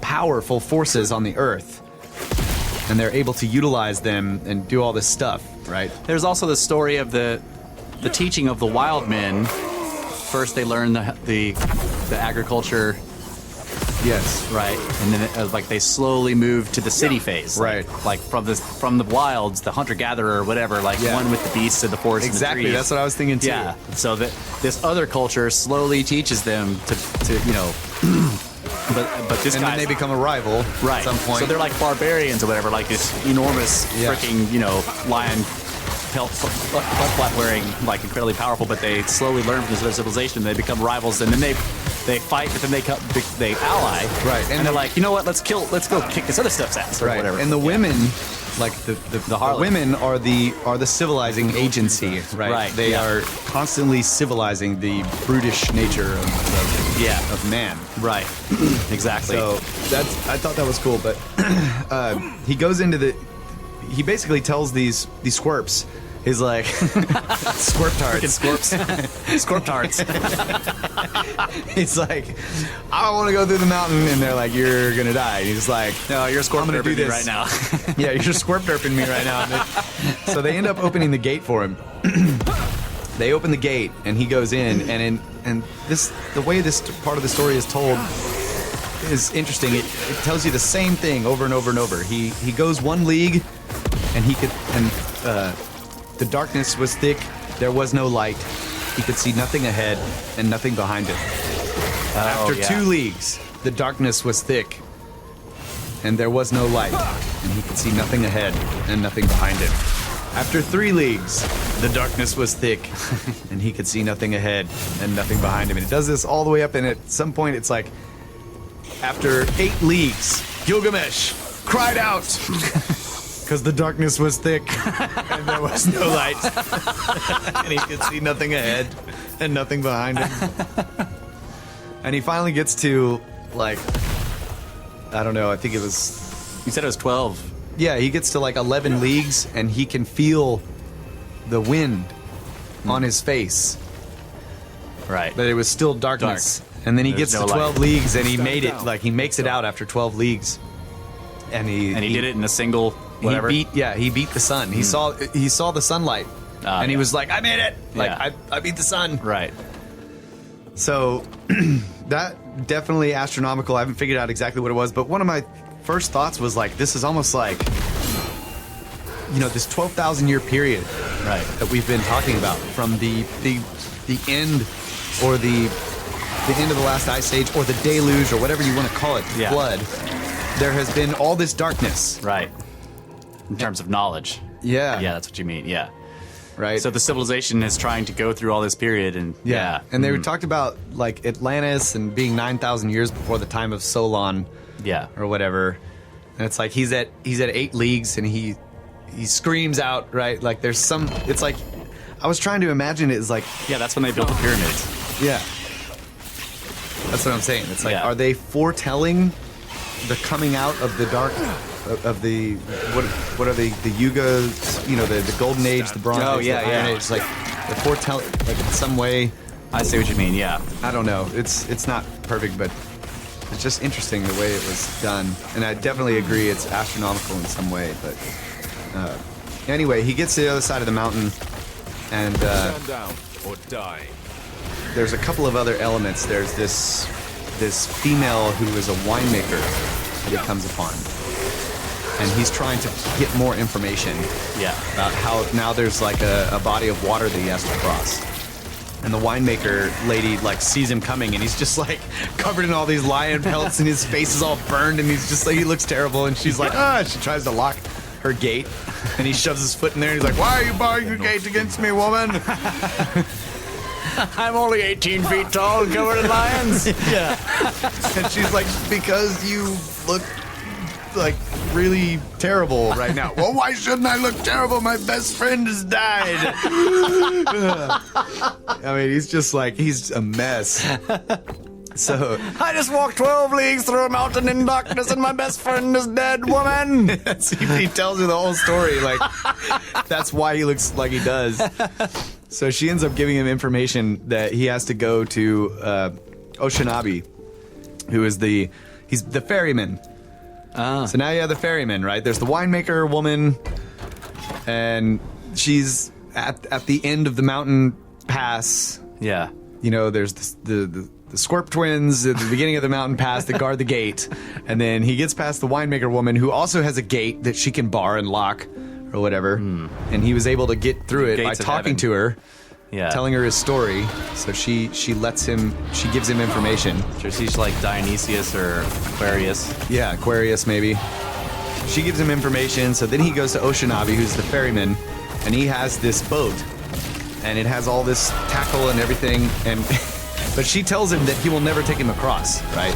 Yeah. He's never You don't gonna have happen. any coins. Chiron are requires coins. yeah, you're a mortal man, and no mortal man has ever crossed. So Gilgamesh just runs down there with a freaking weapon in his hand and just starts kicking ass. Like he just starts, and he's destroying all this shit. And then he finds Oceanabi and he's like, dude, you must take me across now. And he's like, Oceanabi's like all calm. He's like, yeah, hi Gilgamesh. Yeah, I know who you are. You just destroyed the boat. Way to kick it in, Pele. Yeah, that boat was what got me across the ocean. Because he tells him no at first, and Gilgamesh is like, why? Like, you travel across the ocean all the time. And he's like, yeah, because you just destroyed the thing that I used. And it's the water of death, too, so you can't touch it. Or Yeah. there's a portion of it that's the water of death. Yeah, just like the river Styx. Yeah. Yeah. So Oceanabi tells him to go... All the way back to Lebanon and get me some cedar to Yeah, build a new he's boat. like, go cut 120 poles, 60 cubits long. Wow. Paint them with bitumen and set on them ferules. Ferules. Fair rules. I'm not really sure what those are, but... So, he goes out and does exactly what he... 120, 60. And that's how many poles it takes, because, like, they get on the boat and they go... Like, he rows at first or whatever to get them to the actual part of the water that's the waters of death. Yeah. And once he gets there, he can't even have the water touch him, so he uses a pole and he shoves it in. And then when it Lets gets it to the go. end of it, he has to let it go, and then he puts another one in. And after 120 of them, he makes it to the shore. Wow. Yep. And they have to be 60 cubits long, so it's 60 cubits times, you know what I'm saying? It's like, Math. Precession. yeah. So they get to the shore, and that's where Utnapishtim and his wife are. And he has the whole meeting with them. And of course, Utnapishtim is like, how is this even possible? No mortal man should even be able to do this. Yeah. So Gilgamesh tells them the whole story. And the first thing that Utnapishtim tells him is that in order, like, it's kind of confusing because he says, like, no, Yeah. you can't have it. Yeah, the it's gods complete gave refusal, it. yeah. The gods gave it to me. And then he kind of tells him, like, okay, well, if you were gonna get it, you would have to stay awake for so many days or something Yeah. in order to get it. And immediately Gilgamesh passes out because he's just so freaking tired. He's like, I'll do it. And he sits down and then just Fail. just like immediate epic fail. He was just, I think it's almost like Utnapishtim was just messing with him, right? He's Yeah. just so worn out. He Sees how tired he is. He's like, first you have to stay awake for 12 days. Yeah. I can do that. So again, the bread, the wife, Utnapishtim tells him, okay, bake a loaf of bread every single day when he sleeps. And so she bakes 7 loaves of bread or whatever. He sleeps for 7 He days. sleeps for 6 days, and the 7th one is like still in the oven when he wakes up. And so he's like, look, at your first loaf is like rotten, a log full of, it's been eaten, and this one's hard, and that one's got fuzz growing on it, and this one has mold, this one has mildew, Gross. this one's stale, and that one's still in the oven. That's how many days you've been asleep. Now you gotta eat them all. It was just a way Yeah. to convince him that he actually slept, because he tells him, he's like, humans are devious and they're liars, and they'll, he's not going to believe this, and Yeah. he's going to try to get around it. And then it takes a full day to bake a loaf of bread. Right. You know this. We could totally track time by bread baking. Yeah. So this is the part where basically Utnapishtim goes and tells the whole story of the deluge.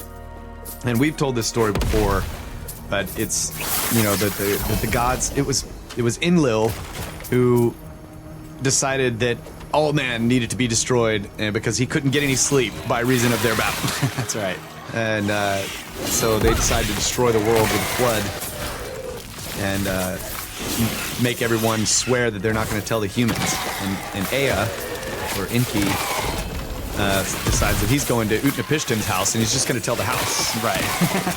While Utnapishtim is on the other side of the wall. If I were you, Wall. And it's a reed house. He's like, reed house. Pay attention to my words. Don't move. And don't speak. So he tells him the whole thing, and he tells him the boat to build, which is 72 cubits by 24 cubits. Yeah. Or die. And 7 decks deep, like the top deck and then 6 decks below. Yeah. And each deck divided by 2 portcullises to make a total of 9 Yeah. rooms, right? 2 portcullises in either direction. Yeah. Makes a Rubik's Cube. Exactly, it's a Rubik's Cube. Yeah, that's 7 levels. Yeah. It's a Rubik's Cube with 7 levels, each level divided into 9 rooms. Yeah. And the dimensions are 72 by 24, which 24 is a third of 72, so it's 1 Yeah. by 1/3. Wow. Pretty interesting. And 9. Yeah, Everything adds up to 9. that's right. And with that, we're going to take another break. All right. Snake break. So in the break, you guys try to solve a 9 or a 7 level 9 square Rubik's Cube. See how fast you can do it. Yeah, and how he built that out of his reed house. Reed house. I don't know. Yeah. Tear down your house and build this boat. Sell all your reeds and build the boats. All right, we'll be back for the rest of the story.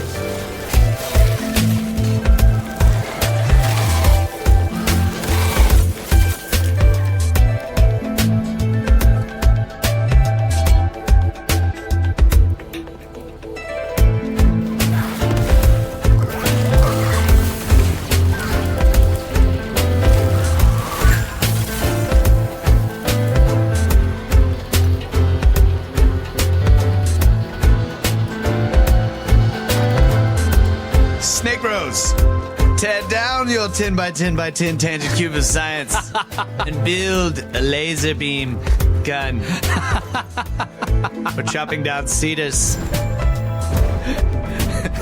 so you can make pyramid money. All right, we're back. So, I just want to say, like, the name of the demon, the guardian god, Humbaba. It's just like, I don't know. That sounds like I know I've heard this before in like R&B songs. Dum dum baba, dum dum baba. You know, it's like I've heard that. What's going on here? I gotta check this out. na na na. Yeah, na na na na, dum dum baba. Yeah. All right, sorry about that. Keep going. All right, so we're getting near the end of our epic tale. But so Gilgamesh is with Utnapishtim, the Noah character of the Sumerian legends. Yeah, Yima, Xisithris, Yep. all those names. And so he basically tells him the whole story about the flood, and that the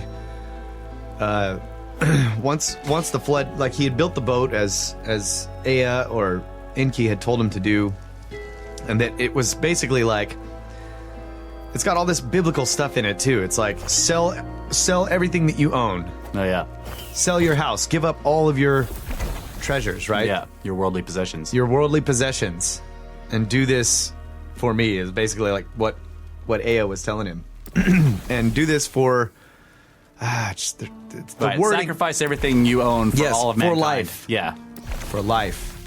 It's like the classic, element of like rebirth or whatever, being just in the Christian religion, like Yeah. sell all of your goods and follow God or right. whatever. The calling. The calling, yeah. Yeah.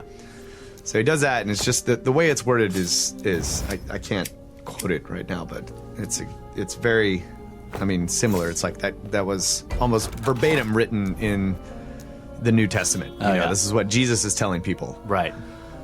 So anyway, he does that. He builds the boat, he builds everything to spec, and then he brings in all the animals and all the stuff, and they go through the flood.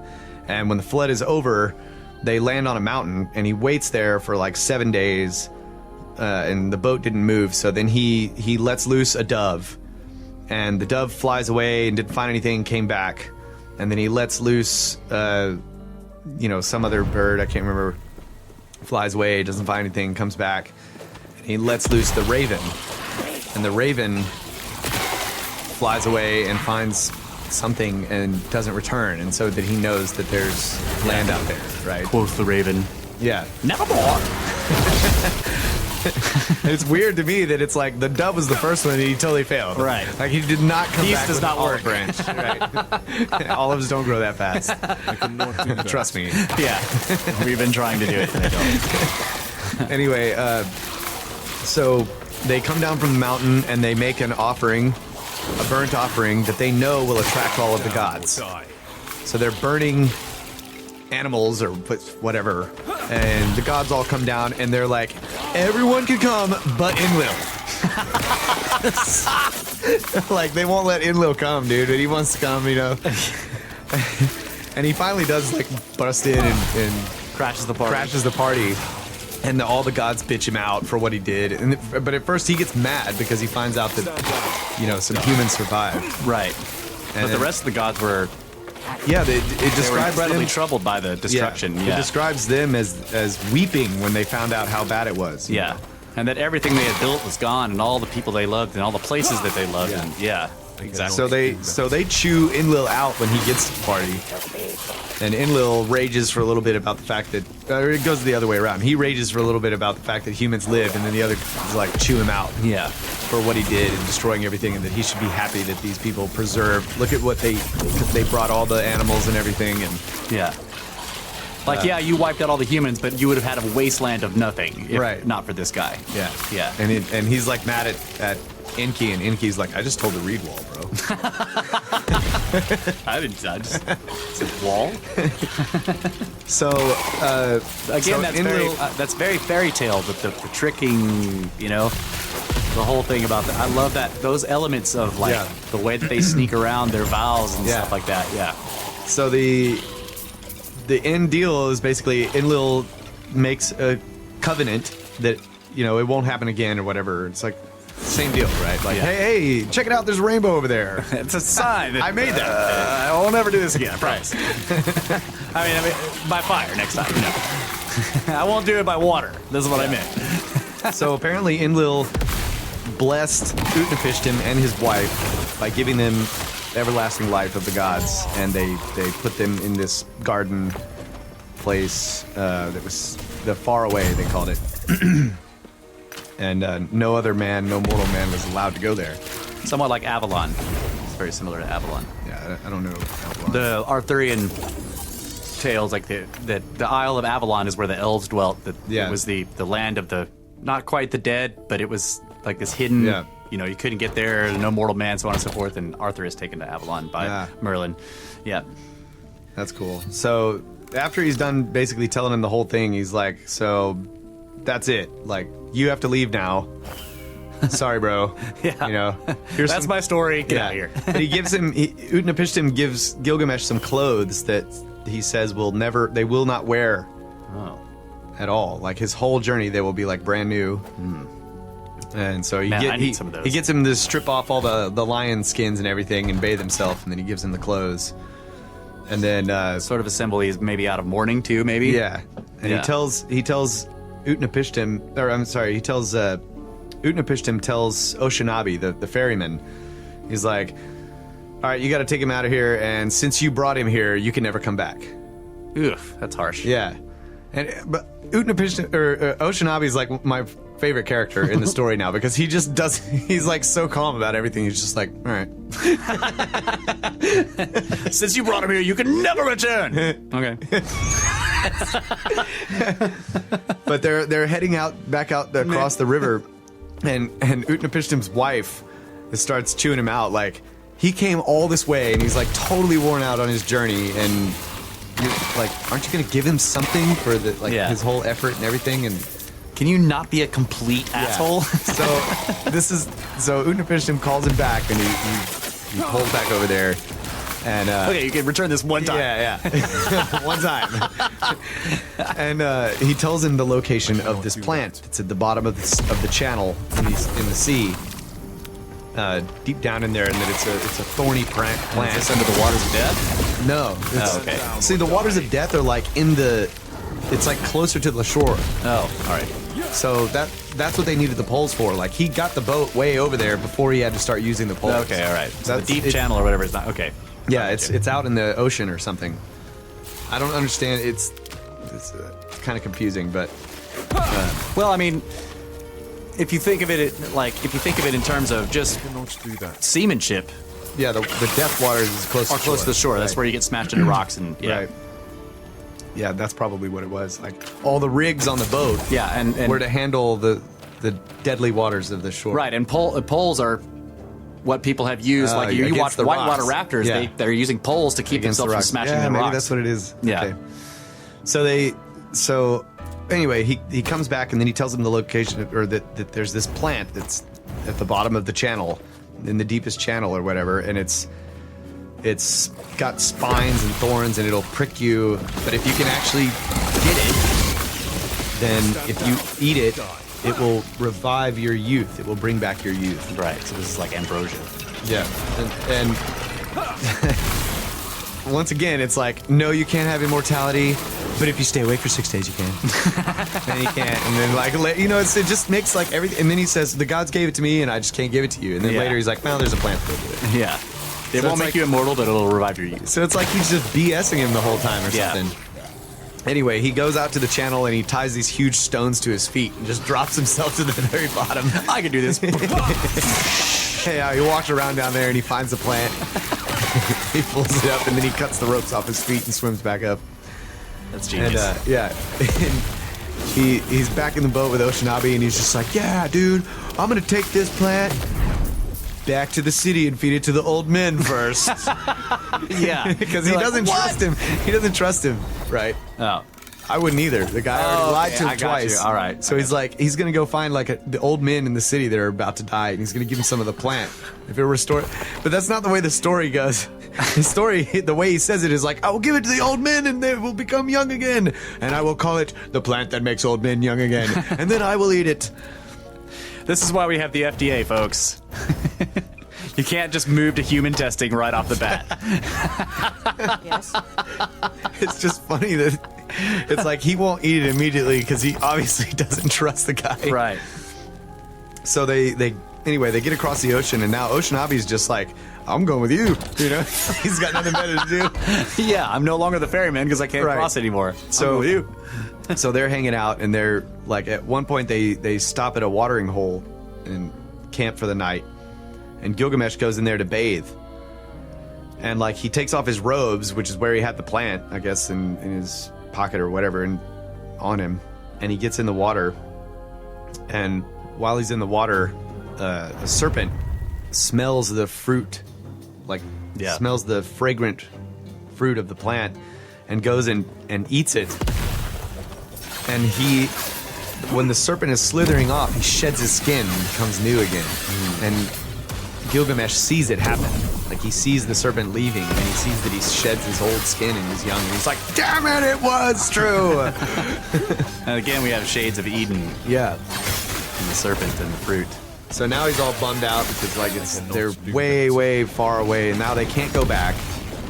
And so he can't get the plant, and he's just like feeling like a total failure. And he's still traveling with Oceanabe, who's just like calmly accepting Gilgamesh freaking out and the whole loss of the plant, just like no big deal. And they get back to the city, and like when they're approaching the city, Gilgamesh is like he's kind of gotten over that fact, and like they're getting close to the city, and he's starting to talk to Oceanabe about it. And he's like, we're almost there, like, look, you can see it in the distance. Look at those walls. Yeah. The strong walls, are they not made of burnt brick? And blah blah blah. And he's like describing, look at the foundations and the temple of Cannot do that. Inanna, Ishtar, Yeah. and all this, and it's all this stuff that he had built Stand down or die. before, and it's that's how the story ends basically, and it's exactly how the story began. The narrator of the story describing the city. is describing the city in the exact same words as Gilgamesh is doing to Oceanabe at the end when they're returning, Wow, that's cool. and he engraved it all in a stone. And that's what we're reading right now. And that was his destiny, was to do all these deeds, do all these great deeds, and build this badass city, and build these great walls, and the biggest freaking most badass temple anyone has ever built and ever will build for a really long time. Yeah. And engrave all that he did, all of his deeds into a stone. So it's like, this is the part of the story that is analyzed by, I guess, these, These literature people. literature people. I don't know what to call them. Yeah. And they're just like, okay, that's freaking brilliant, right? Right. Like the narrator starts out, and it's sort of, goes. The narrator blends right in with the story. Yeah. Right after the first few strange lines that's talking about this city in Uruk and Gilgamesh, and he brought us a legend, or he brought us a story of the time before the flood, and he did this, and he did that. It lists all of his deeds real quick, and then just like kind of melts away into the story, and then you start getting into this whole story, and at the very end, he's like walking with Yeah. Oshinabe, and he's starting to tell him the same thing that the story began. That's cool. I've read lots of stories that do that, where right when you start it, the narrator is obvious, right? He's like, I'm going to tell you this, like the Tale of the Ancient Mariners, classic, right? He grabs the man, like the dude's walking through the town at night, he's leaving the bar or whatever, and this haggard, old, like, sailor comes out of the darkness of an alley and grabs him, and he's like, I'm going to tell you this story, right? And he's like, you've got to listen to my story. And he's like, we're on the high seas, and blah, blah, blah. And then it fades into the story, and then the narrator's gone suddenly, and you're just there. And he tells you the whole story, the Tale of the Ancient Mariner. It's like just salam and good evening to you, yeah, my friend. Exactly right. The whole idea of the narrator, then he fades away, and then the story just happens. Yep. It's a really, really cool story, and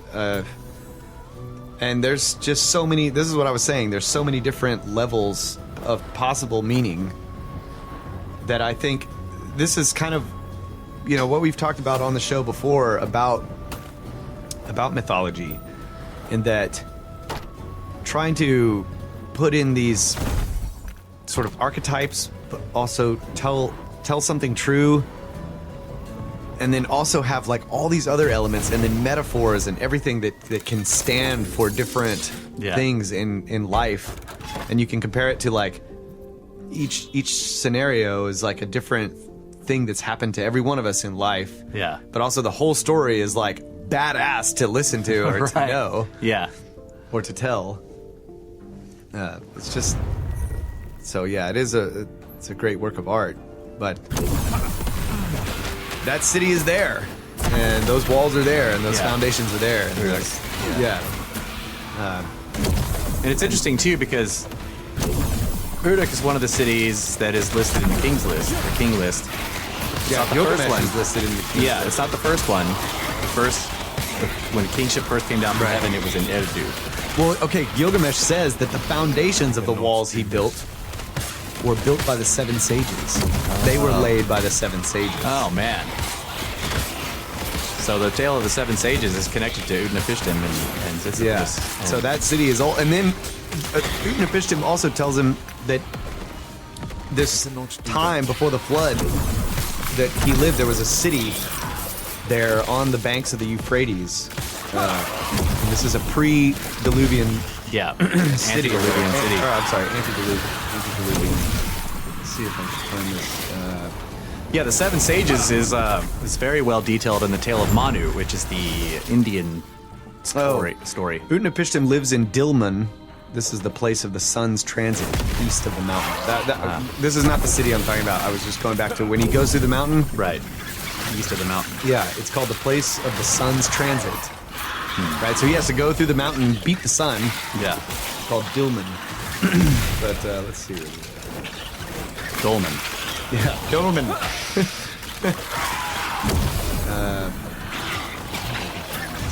Manu, the 7 Sages are very well featured in the story of Manu, which is the sort of like Hindu or Buddhist version of the flood. Manu has the fish, and he saves the fish from the tiny little fish or whatever, and he saves it from the wild ocean, and he keeps it in a little jar.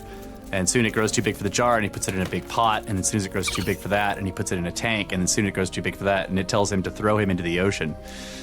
The fish says, throw me into the ocean, and and for saving my life from the denizens of the sea, I will later save yours. And like Manu, later, of course, the flood is coming, and the fish comes and tells him the flood's coming, and tells him to build this enormous boat, and then to tether it to his horn. The fish has this horn. Tether it to his horn, and he will guide his boat through the cataclysm.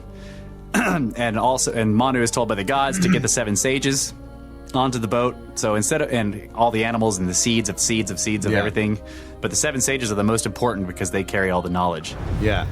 Yeah. So it says it was the foundations of the city were laid by the 7 sages. Wow. And then Gilgamesh he built the walls, the ramparts, the temple of Ishtar. Yeah, after the hard part was done. Right. After the hill was leveled. Right. All of that granite was cut to the contours of the sediment. Okay, so the Shurappak is the name of the antediluvian city. It was on the banks of the Euphrates. Yeah. That he lived That's in. another one of the king list cities. Yeah. Yeah, so there's all this, I mean, definitely real shit in the story. Yeah. But So what's if I'm remembering this correctly, what's interesting about what we now have dug up, like the archaeology has dug up and considered to be the city of Uruk, is that it doesn't show flooding, like whereas Eridu does. Like the lower levels of it show that it was covered in a flood and they rebuilt. Uruk does not, and this is so in Graham Hancock's Underworld. He discusses how this is probably because the original Uruk discussed in the Gilgamesh theory was like the oldest one, because it makes it clear that the 7 sages built the foundations, which means just post-diluvial, right? The 7 sages were saved by the boat. Okay, so if they built also built foundations prior to. Right, that's true. Yeah, but basically Graham Hancock is thinking that the original Uruk, the antediluvian city, is underwater now. Okay. Yeah, and that the 7 sages rebuilt, like just like we have New York. Right. So the cities that don't have like crazy flood signs all over them, their foundations were built by the 7 sages, where it was kind of But, like right after the flood. Right. Yeah. That was the idea, that the 7 sages like built the foundations of New Uruk, just like yeah.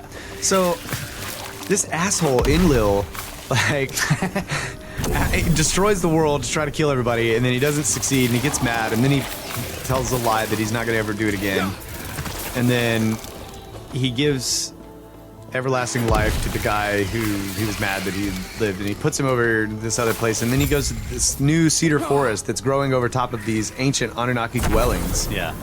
And he puts some freaking guardian there to prevent anybody from going and discovering that. Right. It's like he has all throughout the mythology about Enlil he is just obsessed with keeping man down and keeping him from knowing anything and not learning and not spreading out and not just stay put, shut up, don't breed. Yeah. So it's like that in the sun god Shamash is like friend to Gilgamesh, hates this guardian of the forest. Yeah. Wants to kill him, and he's not even alive. Like the guardian tells Gilgamesh too, is like, I had no mother or father. Right. I was built by Enlil. I'm a construct. Yeah. So it's he's not a living thing. Right. But he's a golem of some type. Yeah. He's AI. Yeah. Yeah. So he's hated by Shamash, and so Shamash helps them destroy him. And it's like, what was he protecting? He wasn't protecting the forest. They called him the guardian of the forest, but really he was protecting that ancient shit under there that Enlil didn't want mankind to find. Right. Yeah. I just had a thought too. Oh wow, I had no idea Shurappak is spelled that way. Shurappak is the Watcher says Shurappak is apparently now the modern city of Tel Tara. Tel is interesting because Tel is what they call mounds there. a mound. They call it a tell. This tells you that it's an ancient construction. So Tel Aviv, Yeah. the mound of Aviv. Yeah, it's like a tell is just what they call the remnants of its ruins. It looks like a hill, but it's a tell. Like it tells you that that's what's under it. That's A telltale sign. Any city where you see tell blah blah blah, it's an ancient place built on top of an even more ancient place. Wow, that's cool. Yeah. Interesting snake fact. When were you gonna tell me this thing? Where are we gonna come out? Just of that?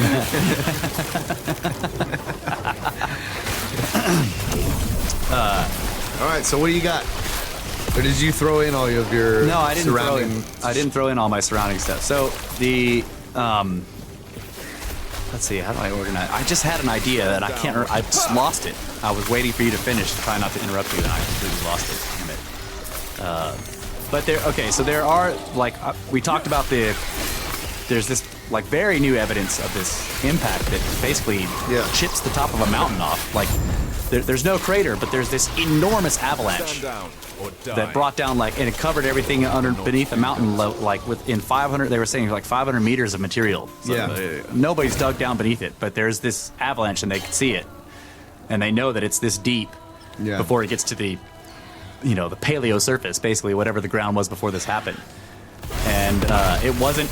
There's no crater, and it was not a volcano. These are not volcanic mountains. So something clipped the top of this mountain, and they're basically, the guy has I can't remember who it was, but the research is basically showing that it was probably some object from space that comes in, never touches the surface of the Earth, but a bolide sort of. Yeah, and it may have exploded in the air because it hits the mountain and blows up. Yeah. Right. And the mountain just falls on everything beneath it on that level. And of course, it'll be raining down fire. So I had the feeling that the dreams in the epic are actually a more realistic expression of what happened. They're like, you know what I'm saying? It was almost like these dreams are the most realistic, unpoetic, except for the axe.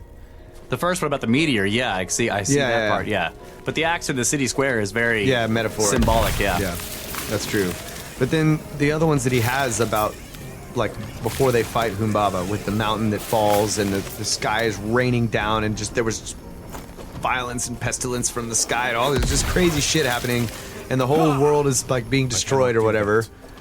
Yeah. I'm he's describing things that happened in the deluge, right? Right. He's having dreams of the past, but he doesn't. He's associating it with the fight they're about to go have. Exactly. But it's actually this is the way of inserting in this story, just like they inserted the flood, right? Yeah.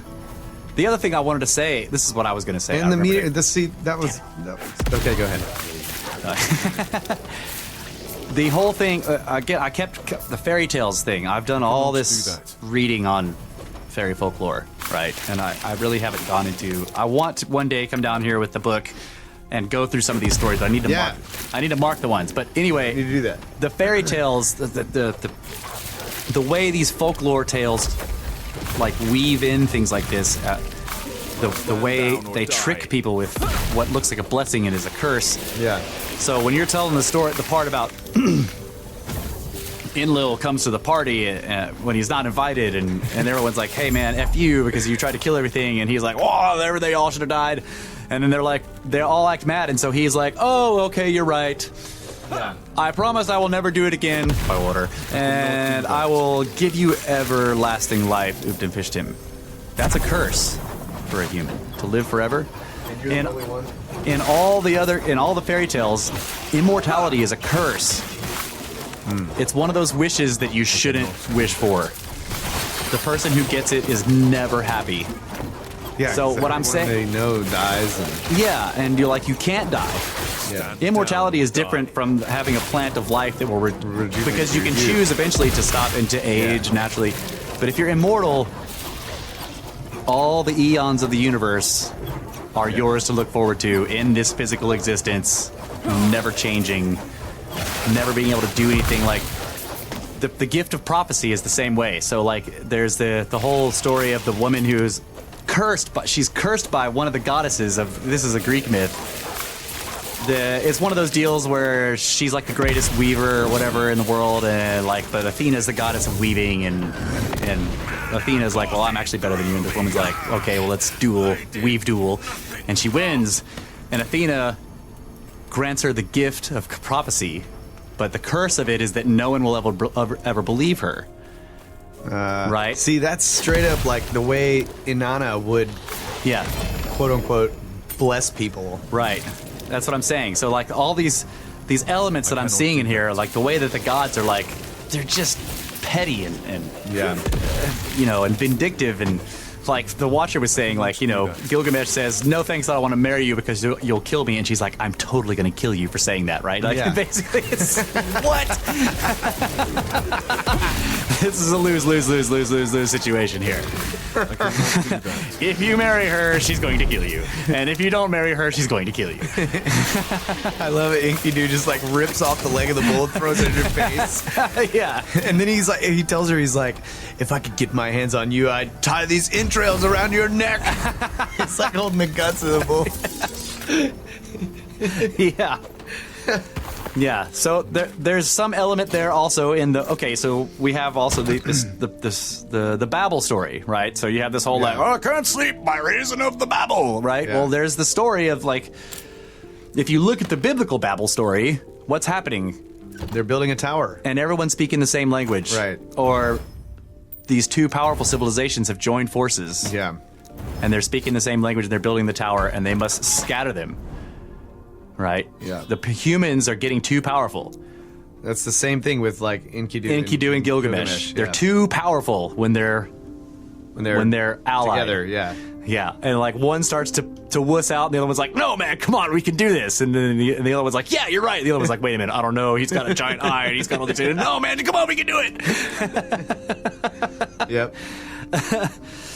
So, then I'm thinking of Göbekli Tepe, because I was looking at Göbekli Tepe again because the whole place is very. It's timely. It's like, I'm thinking of like the end of the Ice Age and the whole deluge, and then you have this. There's the whole like twin or two brothers or whatever, and then like if you look at the Romulus and Romulus and Remus, and like how they were wild men and they were raised by wolves, and then they come out of the forest and they found Rome, right? And I mean, that's almost the same deal as Enkidu, because he's like sucking the milk of animals. That's the only way he can eat. Right. And then he comes out of the forest and eats bread and drinks. Right, and the Romulus and Remus story is that the mother wolf fed them with her milk. Yeah. Like, raised them on her milk, right? So they were weaned of the milk of wolves. Like, yeah. So, but I'm looking at the Göbekli Tepe thing, and the T-pillars, the two giant ones in the middle. And they're anthropomorphized, and they're together, and one has the fox pelt, the trickster. Does one have an axe? Yeah, they have weapons, but they're kind of. One has these H's, and then he has got the belt, right? And I was watching Andrew Collins. He was giving this. The other one has the front flap, which is the fox pelt. Right. So the fox or canines in general have been associated with comets. Okay, in ancient mythology and ancient symbolism, a canine, a dog, right? So you have Anubis, right? Yeah. He's the guide into the land of the dead. Yeah. Well, also like the dog is like the follower, like so the comet coming in is like dogging you. Right. And then if you look at just the pure symbolism, you think of a fox. The comet has the head and then this big bushy white tail. Yeah, exactly. That's all you see. Right. This little tail like. Right. You see the fox. Yeah. But Andrew Collins What does it say though? About the fox? Yeah. It screams like a woman in the middle of the night.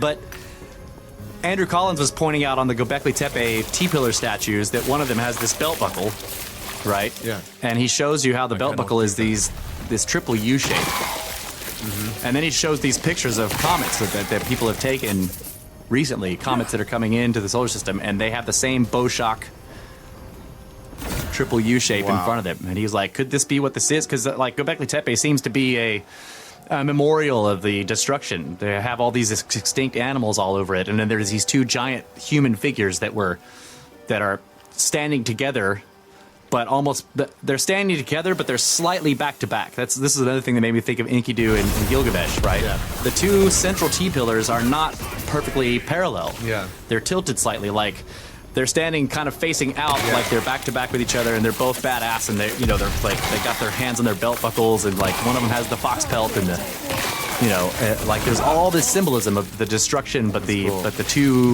two like demigods that were the protector of all the other smaller T pillars around them, the humans. Yeah. Surrounded by lizards and snakes and birds and pumas. That's right. And so I was thinking of that, and like Upau,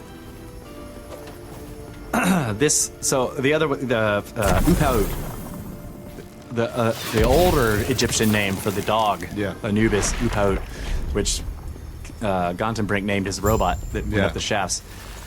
But then there's the Norse legend of Fenris or Fenrir. Fenrir, yeah.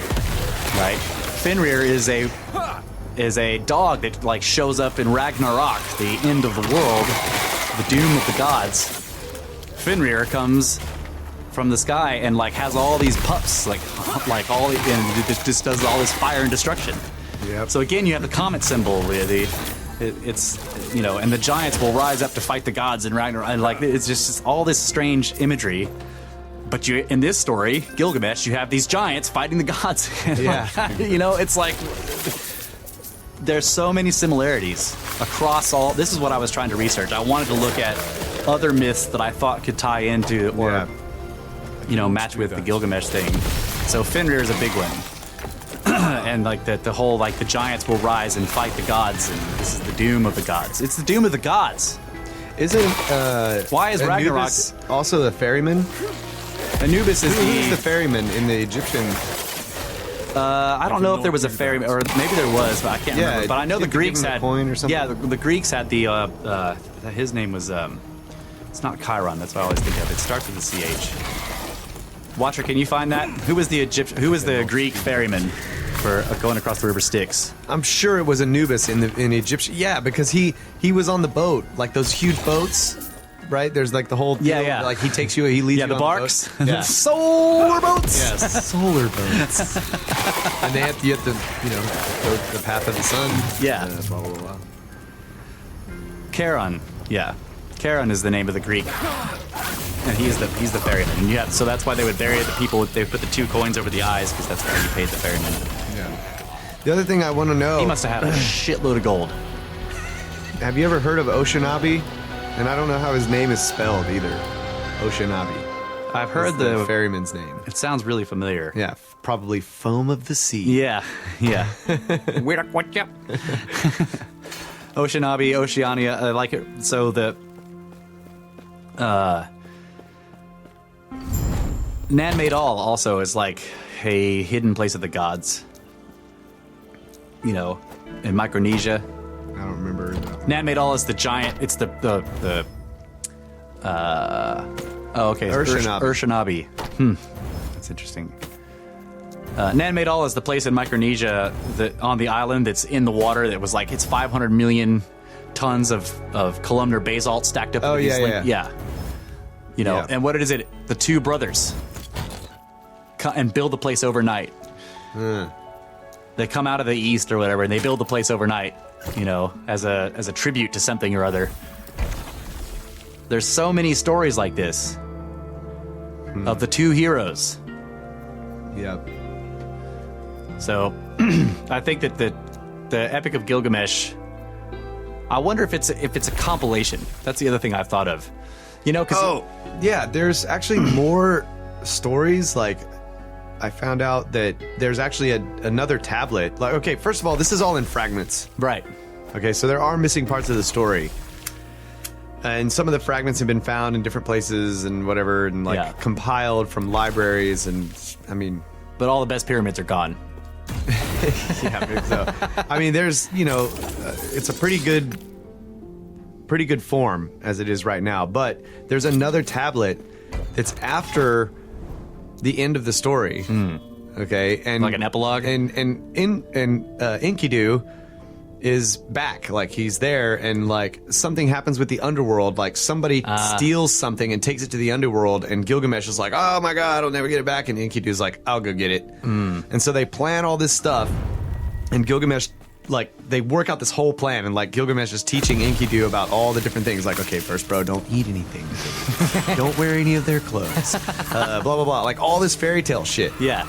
And then Enkidu's like, I got it, bro. No problem. And he goes down there, and he doesn't come back. He gets stuck, right? He's like, that food looks good. Oh, give me those clothes. Yeah. And so, like, they have the... I don't remember... I didn't actually get that part of the story, but I just heard a synopsis of it. But I think Gilgamesh ultimately has to go down there and save him. Yeah, that's also a classic story that's across the ages and across the civilizations of, like, somebody is in the afterlife or in the underworld, and someone who's still alive goes to can't handle it and goes to retrieve them. And like it's sometimes it's lovers, sometimes it's gods and goddesses. Like Hades steals Persephone, and and then her mother begs, or she can't return because she ate the seed of a pomegranate or something like that, and like she can't return, but her mother begs for Hades to at least let her come visit. So every spring, Persephone is allowed to go to the surface to visit her mother, and she is the goddess of life, so everything blooms and everything in the spring. But this is why I'm like really going with the idea that these two characters are actually civilizations. Right. Like the Enkidu's death is like not that he lost in war, Right.